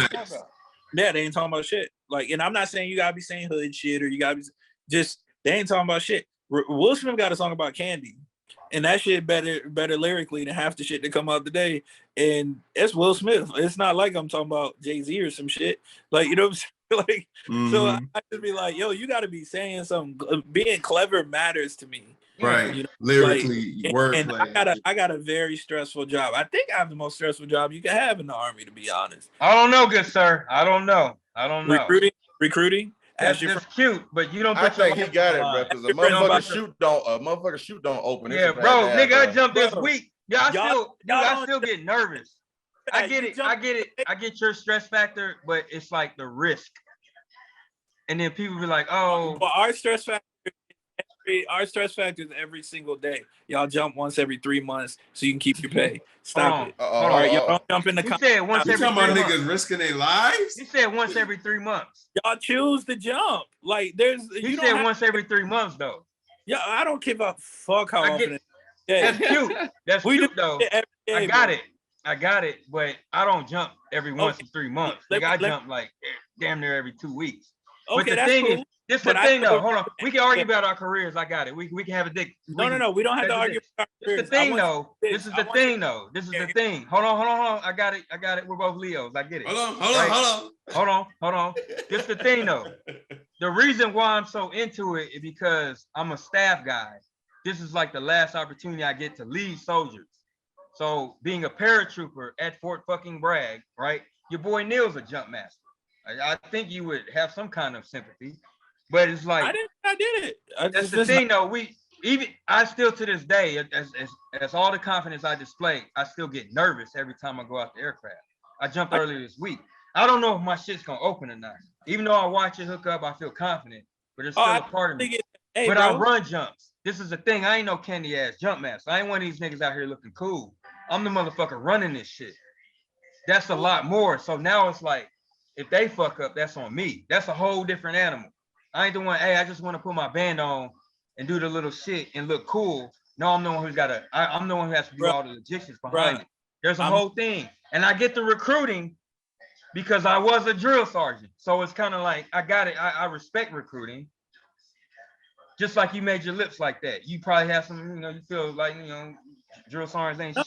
But it's just like we have to do a job. Y'all send us something, and then we got to train them and mold them. But then, fast forward in my career, I've been stuck with being a staff guy, so I have to find shit to do for me to stay motivated. I get what you're saying. So to downplay when you downplay on that whole, y'all jump every once in a couple months. Nah, homie, dude, I jump for real, man. I'm not down. I didn't downplay you jumping. I didn't even mention. Not me, but in overall. I didn't even mention jumping. I take a lot of pride in, like you take pride in recruiting. I do not take pride. I didn't take pride in recruiting. It has been voted that the two most stressful jobs in the Army is being a general, apparently, and being a recruiter. Now, I want you to do this. Take all you people that are jumping with you, the ones who have recruited before, ask them if they'd rather be doing what you're doing or rather come back to me. And I promise you, most of them will say, I'll stay right here, Sarn. Like, because that's what they would rather be doing. Like, I get the pride because I just showed my. Hold on. I just let you talk that whole time. So, like recruiting is extremely stressful. You could have been an extremely successful NCO the whole time you're in the Army. You come to recruiting, they start telling you you're a piece of shit. You know what I'm saying? You do good this month, next month, you're trash if you didn't produce again. You know what I'm saying? It's extremely hard to get in the Army right now. Now they pull records, which they didn't do before. Now they actually pull your medical records and they pull your pharmacy records. So you can't hide shit now. You can't hide it now. That whole shut the fuck up and go to MEPS thing, no go. That's but not. y'all didn't care about that when y'all sent it to us on the trail. We don't care about it now. I know you don't. That's just being in civilian recruiting. I can agree. Yeah, you don't get it. You're just trying to do your job. No, right? no. You're not getting it. You've seen it from a point of. I'm seeing it from the point of a drill sergeant. Right, bro. I already let you speak, man. Like you see it from a point of I'm a drill sergeant. I got this guy who really shouldn't be here. Let's get him the fuck out of here. So what I'm saying is that as a recruiter, if you don't put one person in a month, which doesn't sound like a lot, but if you don't put one person in a month, they start threatening your career. They start. Ain't no hold on, bro. It is a hold on. It is a hold on. Let me finish, bro. No, because I do know. Hold on, bro. I know that. Bro. Is your mission on you though, or is it on the station? You're a station commander, right? It's on you as a recruiter. But no, dude, they might fall for this shit. But I know that. What do you mean they might fall for this shit? What are you talking about? I got it. You're a recruiter, right? Yeah, y'all. I'm working recruiting, nigga. What you mean? As a civilian, right? Because you always harp on that. Yes, bro. Yes. It's extreme. Hold on. I'm going from your mission, right? And you can check me if I'm wrong, but I've had a lot. You will. I got you. But I've had a lot of friends that have recruited. But I do know that mission, and there was a point. It was the most stressful, and they had the most suicides because that mission. Y'all had your own mission, right? At we one still point. have that. That's still there. Then it went away to the office, right? Or the station. No. Did it go back to solo? Each fucking recruiter has their own mission. Did it go back just recently? Metrics. That's what I'm it's been in place since like 2019, bro. No, it was only like so 20. It went back. But I know there was a point. It was up to the station. No, it was. See, that's the thing. That's fucking. But y'all, the numbers, because I've had you friends. You want me to answer you or not? I've been in. Go ahead. I got it. It's your thing. 2016. That shit was semantics. The recruiter was still on. It was just that the contract itself was technically the station's mission. Instead, the recruiter would be on to make however many appointments and conduct however many interviews that they had to do, and they had to get at least a person to the test line instead of the contract line. So what they said basically was, if you got you would have to get 4 testers to pass the test each month, because on average 4 testers equals 1 contract. That's the idea, right? Okay. So it's actually harder to do that than to get the 1 contract, to get 4 people testing. Now caveat was, if one of your testers joined, you were good for the month, but not really. You're not good for the month until you have your second one lined up, because otherwise you don't know how you're going to get next month's. You know what I'm saying? So you always had to be ahead of the game, and it's extremely stressful how they are. Now in my station, I'm supposed to have 5 recruiters. There's 3 of us. Our mission is supposed to be 1 contract per recruiter, right? That would be 5, right? So maybe we're just short 2, something like that. No, our mission is 6 and 2. We got to put in 6 active and 2 reserve with 3 fucking recruiters. Like, and if we don't, I'm a piece of shit leader and they're piece of shit recruiters. That is the reality. So like, my job is extremely stressful. So when I come home, I just want to play video games. I don't want to do shit, talk about work, right? Does that work? No, I get calls all night long. I get calls all through the night. You know what I'm saying? So right now, my other phone is right here. Fucking, I have to keep it over at all times because the shit's ringing all the fucking time. I keep it on silent while we're on the fucking podcast. Like that. That's but pretty you much enjoy work. You enjoy the Army like a motherfucker. No, me, yes, as an individual. Because it just. But now you're talking about individuals. Like, yo, I was a stellar recruiter. So like it's not a fair using me as a and I understand that. I understand that because I could see the fucking matrix. Like that's the why thing though, people like I figured it out really quickly how to do it. So I average 3 people a month. The average recruiter averages a point. They average 8 people a year. They're supposed to put in at least 12 to be considered doing their job, not 12 contracts below the standard on NCOER. That's what it's supposed to be. Then I mean standard. So like I put in 36 people in a year. That is not the fucking standard. I promise you. That is not normal at all. That's probably over. But you seeing all the pictures I got with people and stuff. I be getting it in. I go out and I'm trying to enjoy what I can. But that doesn't change the fact that they come at me with dumb shit. But now as a station commander, so this station commander, it's way worse because now when I have this is the only point. Hold up. I have a recruiter who's in his 3rd year of recruiting. He's almost done. He's out of here in October. This motherfucker's put in 7 people in the whole time he's been recruiting. Like this is the shit I have to deal with. So I have literal dead weight. Here's the thing though. And I know that everything you are talking about is exactly how civilian recruiting is, bro. I got we that. We just had to fire a nigga last week. This is the point. I'm gonna make one ain't no point. firing in the military. I'm gonna make one point. Deal with it. I'm gonna make one point and I can let it go. Because at the end of the day, it just comes down to pride and your work ethic, right? Because you was like, you pretty much no. Yes, it does, good sir. Because you're like, oh, you're a Leo. So I already know your mentality. I'm gonna be the best at whatever I'm doing. Because when you said that, you pretty much said it somewhat humbling that you were the shit as a recruiter. I was know for a fact when I was a drill sergeant and currently as a jump master and a combative instructor, that's my thing. I enjoy it. I'm trying to be the best. Even when I was a 3rd ID downrange and as a C-burn surgeon, I strive for excellence, right? The thing though, the only reason I'm riled up is because I felt you downplayed the jumping with the comments 1 every 3 months, something, right? Well, yeah, but hold on. Let me finish. The only there was reason a point. There was a point. Hold on. There was a point when I was a drill sergeant. When I was a drill sergeant, I used to downplay. I used to downplay AIT recruiters. Bro, There's no, let me finish, man. There's no way we hear each other while we're talking. Bro, I'm giving you the same energy you give me. There's no way that jumping comes into the conversation. Jones' eyes. You don't like I didn't. I'm on Unite. I mean, we risk our lives. Y'all don't. I mean, that's if you really want to play it like that, that's how I can play it. That's really how I can play it. I don't disagree. I'm not doing that. The reason I'm not doing that is I'm okay with that. There's a thing though. Hold on. If you let me, there's a thing. There was a point that I earned my respect personally for recruiters. And what I was trying to get at, I think drill sergeant is the end all be all. This is just me personally because that's my experience. But there was a point.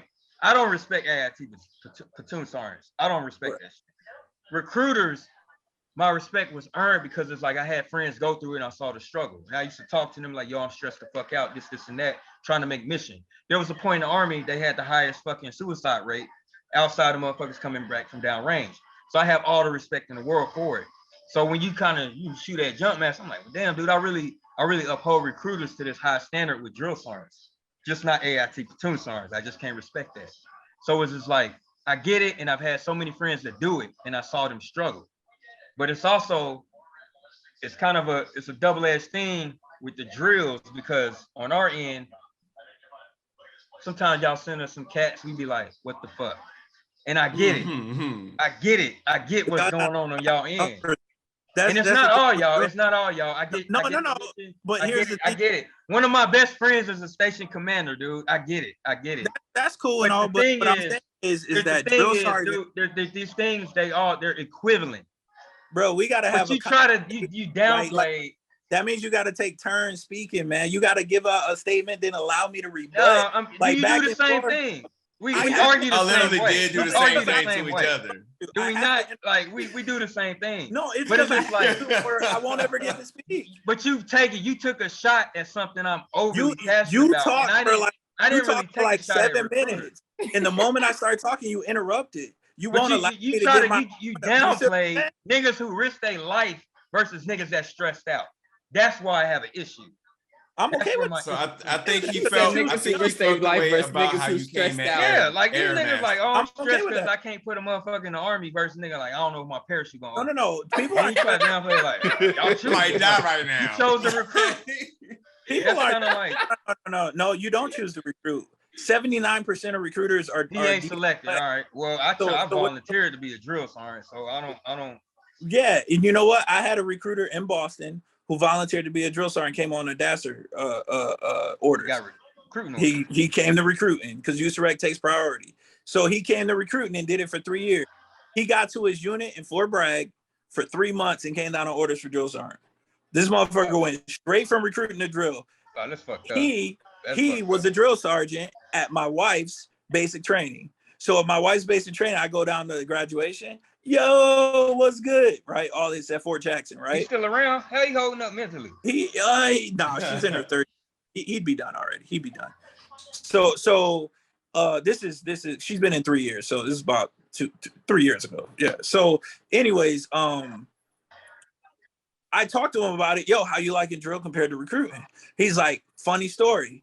I have, in the 6 months I've been here, I have put out more people than I put in the Army as a recruiter. Like, and he said, and truth be told, I'll do this rather than recruiting all day long. Like, because you're not on numbers, bro. Is he a reception drill sergeant though?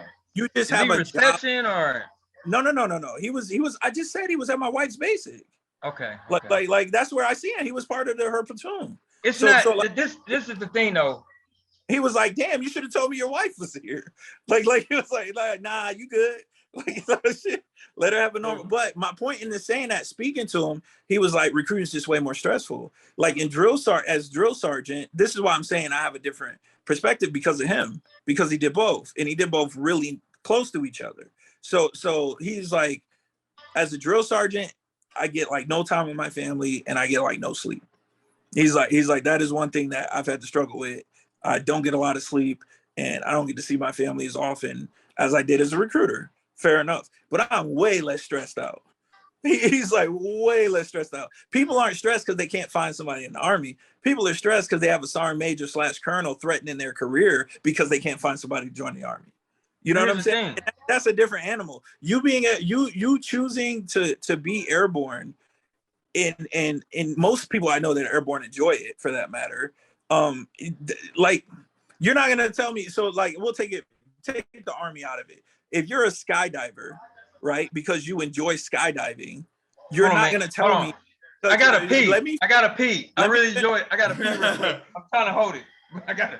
So I have a question for you, Mitch. Yeah. So the mission, if you're a recruiter and your mission is like what basically determines your productivity. Yeah. How many people you put in the Army and whatever, how many you got through basic and shit. So that's like metrics then. Yeah, basically. Yeah. So if you don't uphold to your mission, you basically get fired, or you with us you don't get fired. Risk losing your. With career. us you get shit on. Well, like okay. and so it like people would rather quit than the way that they're treated. Right. And I've had people quit. That's why the suicide rate is so high for recruiters. So that makes sense because because it's like they're treated like complete and utter shit. And then you got to think like this guy who just left, like I said, he had 7 in the 3 years he's recruiting. That's fucking ridiculous. That's fucking criminal. That ain't shit, yeah. But he's like, I just don't get how I spent fucking 11 years as a 92 Fox, and I've been nothing but lauded as a great NCO and this, that, and the other thing. And I come to recruiting, and all of a sudden, I'm a piece of shit soldier. Damn. And I go up simple because as a 92 Fox, as a 42 Alpha, as a 25 uniform, as a fucking everything that isn't a 79 Romeo, which is a recruiter, out of all those things, all you got to do is show up to work and do what you were told to do.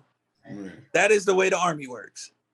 You know what I'm saying? In recruiting, they say, go out and be free, but you better come back with something or that's your ass. Right. And then eventually, after you go out and don't come back with anything, eventually the micromanage beats get you. And now life sucks. Everybody want to annotate every fucking minute of your day. They want to know what you're doing from 6 a.m. to fucking 7 p.m. And then they want you to work on Saturdays too. So now you're working 6 days a week, all fucking day long. And they want you to annotate every little phone call you make. It gets really, really fucking stressed out. Like, so, and like, that's why people like don't realize you choosing to be airborne is a choice. Like, you don't have to be airborne. That is one of the few things in the Army you can absolutely elect to do and elect to quit. So like, no. Will you get looked at differently? Yes. But you are not going to be only really at Fort Bragg are you going to get looked at differently too. So like, hold on, what about Fort Bragg? That's only like at Fort Bragg, nobody give a fuck headquarters. that you're airborne. Like, so like every other base, if you're not Fort airborne, Bragg is number one. Ultimately, maybe Fort Bragg, fucking 173rd and USASOC. Other than that, yeah, you're right. Fort Bragg is number one. Well, we're not talking about special forces. That's a different animal.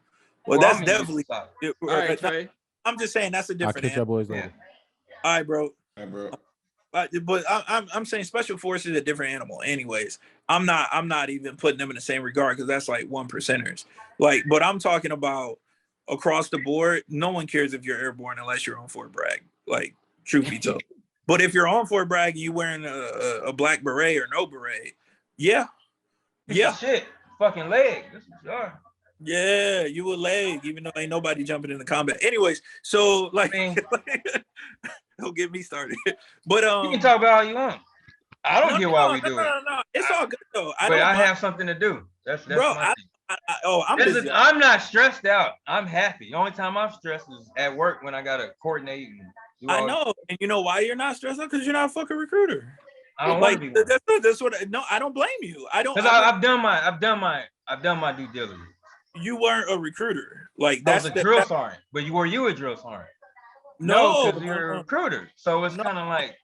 Well, that's why I said my boy who did both. You're going off his experience, absolutely, not your own. Because he was a recruiter where I was, so he knows exactly what the struggle was where we were, and he knows what it is in drill sergeant. So he's like, is it a lot of work? Is it a lack of sleep? Is it a busy schedule? Yeah, but I'm busy and I just show up and do what I'm supposed to do. Recruiting doesn't work that way. And this is why I was just explaining why you were using the bathroom. Every fucking other MOS, every other job in the Army, you show up to work and you just do what you're told. Like, that's really how the Army works. But so hold on. Mitch, hold on, Mitch, I love you, but no, it's one quick thing. I get it. I get it. But bro, you're trying to argue. I get the pride. I get the pride, and I get the pride, but you can't convince me. I have the utmost respect for recruiters, dude. Like, I have many. One of my best friends in life, I saw how stressed the fuck out she was as a recruiter. She said it was the worst job in her fucking career because she's not a people person, and she struggled. And then it's like, because she struggled, it hindered her shit. I have more respect for recruiters than you do drill sergeants. You've already proven that to me. No, that's not true. That's not true. Because you're saying your boy. And the thing is, when I was in school, it's the thing. Hold on. It's a reason why we do 2 years and y'all have 3. Y'all even get paid. Y'all get paid more than us, and then you want me to more stressful. I'm not gonna let you speak, bro, because you interrupt. But you're trying to convince me. I'm not trying to convince me your pride. I don't need that. I was actually. We both old and we both been in damn near the same amount of time. We just gonna talk each over. I was actually talking to Marz, and you sat down and interrupted me. I was explaining. Okay, but I wasn't trying to convince. You're pushing your recruiter agenda. You're a fucking what's it called? You're in control of the shop. What's it, commander? Station commander, right? Station commander. That's your focus. One of my best friends is a station commander. I already know the deal.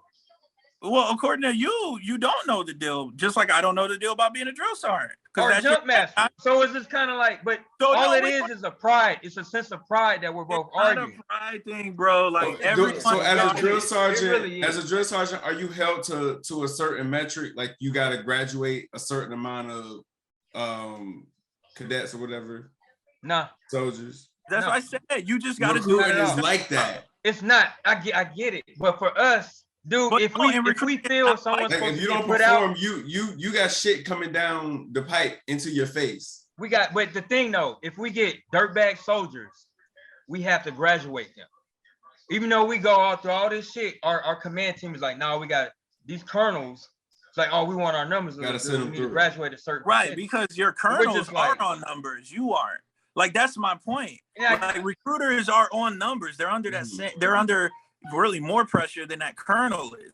But that colonel's on numbers. He has to explain why such and such didn't graduate. He has to explain every one that didn't go through. So they're on numbers. But you as the drill sergeant are just there to do your job. You do your job and you come back to work the next day and do it again. Recruiters do not have it that way. You can't just say, hey, I'm gonna go here and people are gonna be there and I'll be able to put people in the Army. That's not how recruiting works. You constantly have to change where you're going. You have to change your message. You have to learn how to talk to different people. You have to talk to parents who are basically disrespecting you. You have to be told that you're not a veteran. You have to be told that fucking I'm not gonna send my child to the fucking Army. You have to deal with that. You have to deal with bums outside the office, fucking pissing on all of the office. You have to deal with goddamn random protests outside your office. I believe There's a whole bunch of shit you don't have to deal with. I believe y'all should be able to carry. I believe y'all should be able to carry a uniform. I believe it too, but we're not and you know what? A lot of people, you said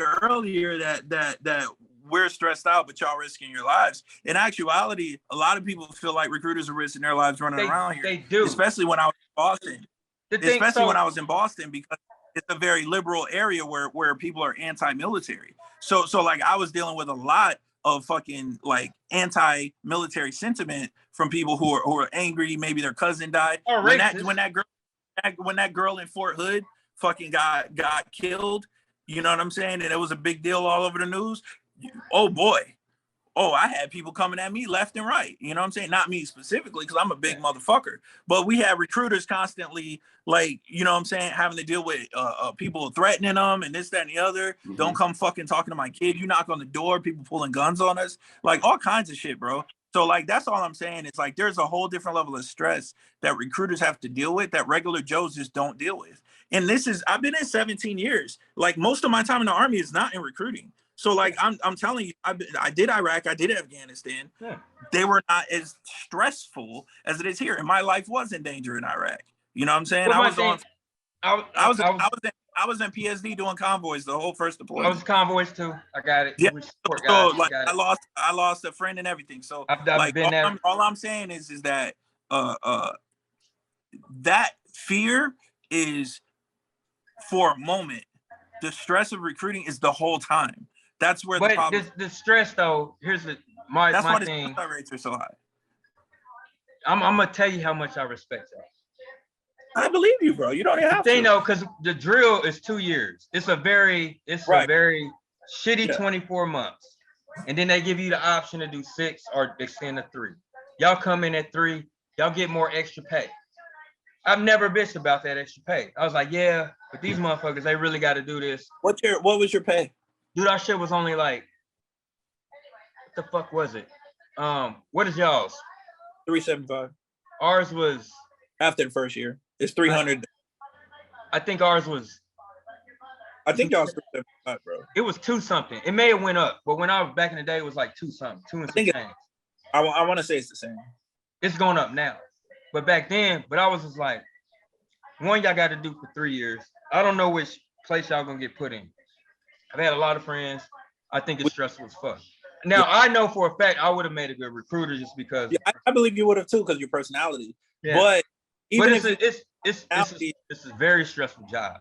Now, when y'all speak of it, I hear the pride. I'm curious to what you think about career counselors. I think career counselor is, I did it when I was at 260. Okay. So Breckenridge was there as the career counselor. I don't know if you remember him, but they said that they were going to inactivate the battalion. They weren't replacing anybody. So what happened was I was the PAO in COIC, and then Rucker PCS. And when she PCS, they moved S6 into my office. So now I'm the PAO in COIC and the S6 in COIC as a fucking bug sergeant, right? So then I was also the company retention NCO. So when Breckenridge PCS, they moved me out of my office into career counselor seat for the rest of the time I was there. So I actually was doing flags and all kinds of shit that I didn't even know they did. So like, honestly, did you ever go to the school? I didn't go to the school. I only did the mobile retention training. Yeah, retention. Because, I was retention. Yeah. So, but they into that spot because they're like not gonna get a replacement. We got to have somebody. So, do you feel they're stressed out?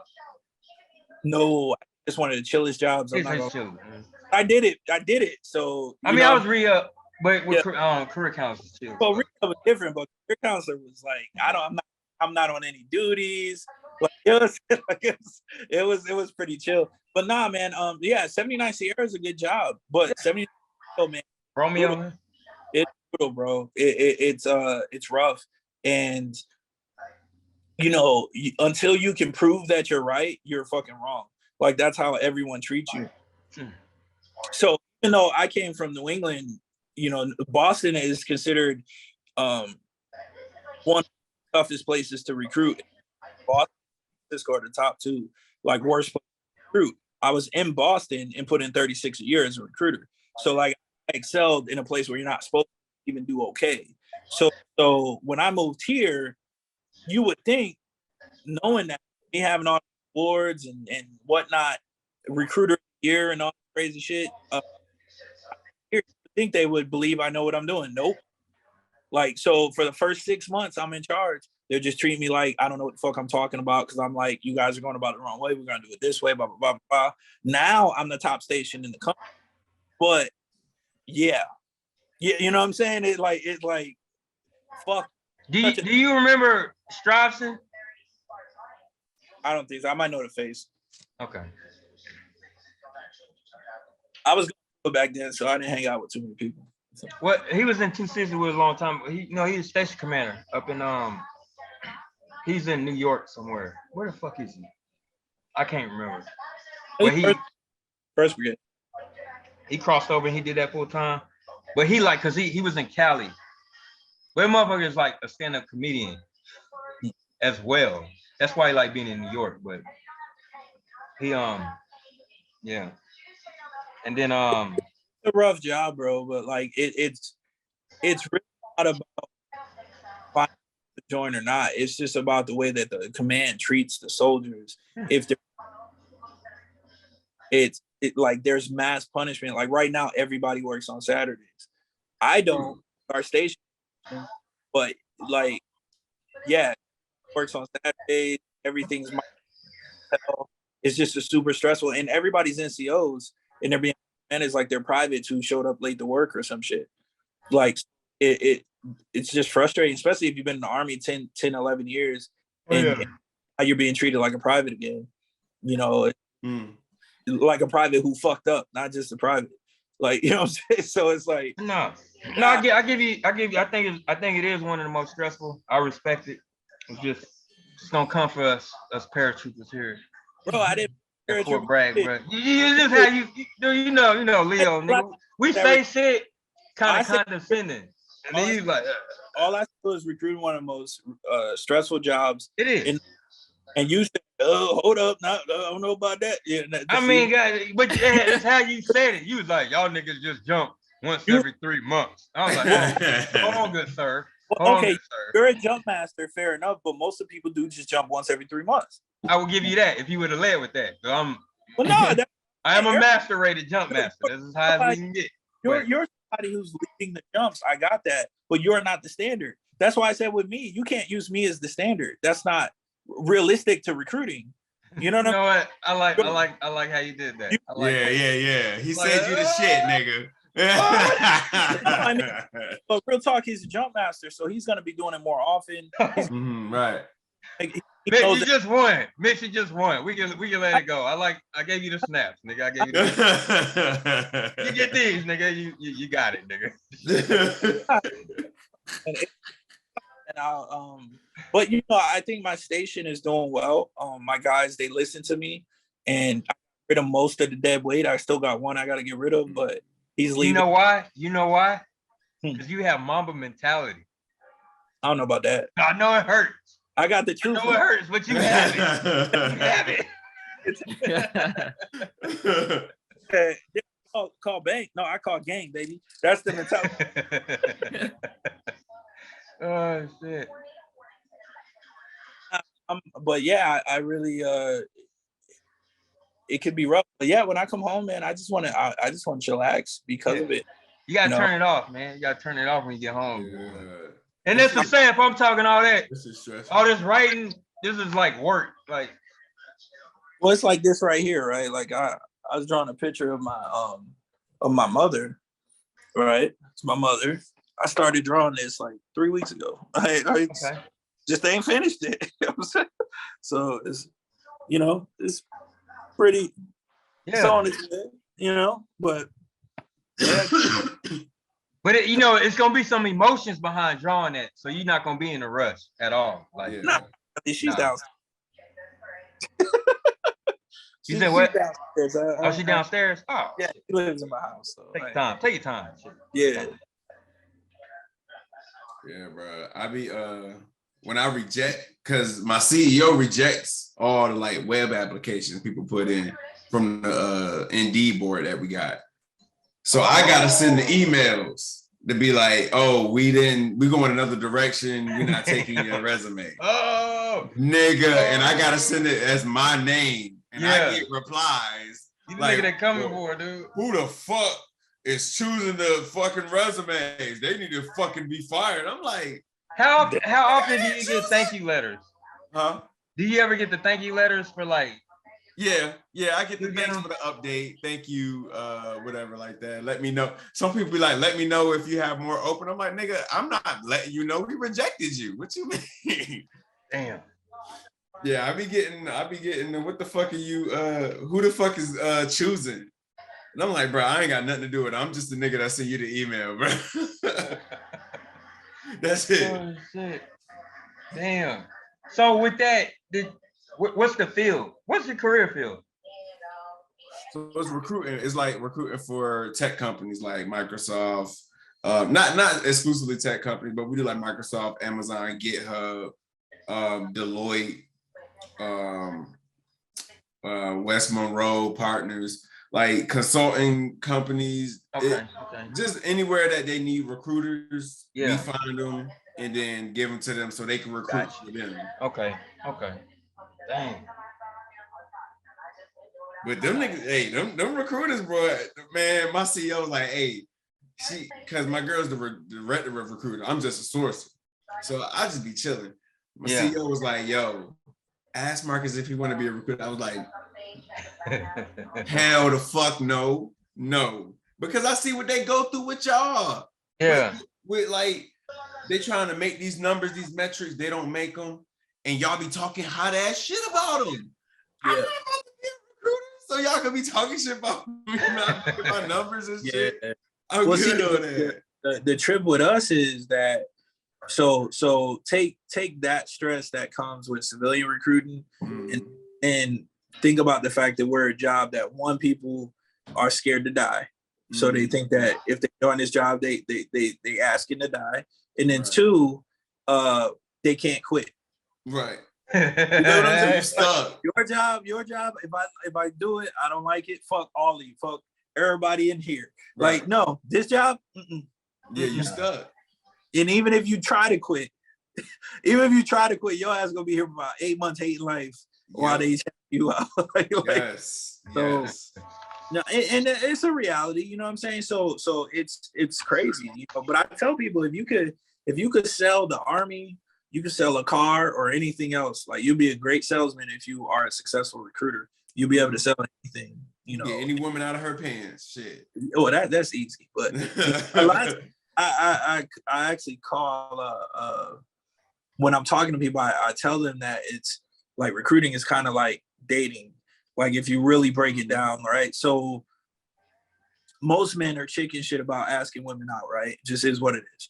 Right? Why are they afraid? They're afraid of rejection or whatever it is, right? Yeah, right? So the first thing I tell people is like, okay, think about it like if you ask this girl out right now and she says no, your life has not changed at all. It's still Tuesday. Nothing changed.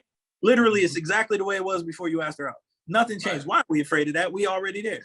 Like, you know what I'm saying? Why are you afraid of where you already at, right? I said, but if she say yes, you might be getting blown tonight. You know what I'm saying? It changes the narrative a little bit. So it's the same way in recruiting, bro. Like if they say no, fucking move on. Yeah. You know what I'm saying? Ain't nothing to it, but people get so discouraged when they told no and whatnot. And so I'm like, well, you gotta get some dimples or something. I don't know what to tell you. So there's that. And then there's that piece. But then when I'm talking to applicants when they're joining, I try to explain to them like, right now, the Army, you're like the guy trying to get the girl in the Army's the girl. You're trying to get into the Army. It's tough. You're trying to get the girl to go on a date with you to give you the draws, whatever the case, right? So when it's time to re-enlist, now you the guy who's trying to leave and the girl don't want you to leave, right? So now that's a good position to be in, that guy, you know what I'm saying? Like, yeah. So now, like, you be like, look, I'm only gonna stay if you give me more money. You send me here, you let me stay, you know, whatever, right? I'm only gonna do a 2-year contract, so a year from now I gotta re-enlist again, right? Like you kind of work it that way. And so I tell them, like, even if they don't get a job they don't like or whatever the case, just do a short contract, a little 2-year contract, and switch it up. Yeah. I don't think I've ever sent anyone in who I didn't think could make it, but I've definitely seen those people get in. You know what I'm saying? Mm. But most of the cats that I fuck with are athletes, and I coach wrestling, I coach football, like my jiu-jitsu guys. I'm generally, even the females, like I had a female, bro. I was teaching. It was basically ROTC, but it wasn't. I was like, who want to be the class leader? I had like 4 people hold their hands up. I said, all right, we got to do this the Army way. We going to do fucking burpees. Damn. See who don't quit, see who quits last. That's right. It. Right? Whoever last woman standing. This one girl did 57 fucking burpees, bro. Damn. The double push-up. You know what I'm saying? Confidence, bro. Like, yo, she was not playing. And the girl who she beat did 54. Like, she was right there with her up until that point. And she just, yeah. So I was like, yo, these motherfuckers. Yeah. Yeah, I like it, man. I'd be happy to send them in, yeah. Shit, that should have had an airborne contract, you know what I'm saying? Man, I don't jump out of bed. I be telling people, man, I don't jump out of bed anymore. I ain't jumping out no damn plane. But I actually went to airborne school when I first joined, and I broke my wrist in Tower Week. So it was like it had nothing to do with the tower. But I just broke my wrist during Tower Week, and instead of getting sent to Hawaii, I got sent to Texas. Fuck my life, right? Yeah. So, but if I had gone airborne, I probably would have been at Bragg most of my career. So. Oh yeah. Other than that Hawaii stint, You'd have been here with your boy Neil. Nah, me and Neil been cool. We good. Yeah. We talked. I saw him after. I was like, hey man, so he's like, yeah, and we was just chopping it up. He a jump master too. He just ran. He just got his senior rated, his star. That's a big deal for us. So, that's what's up. I think he got it. Shit, I don't know. He may have missed it by 1 jump. Yeah, he was drill sergeant too. Yeah, because when I saw, so we met on a jump, on a night op, and then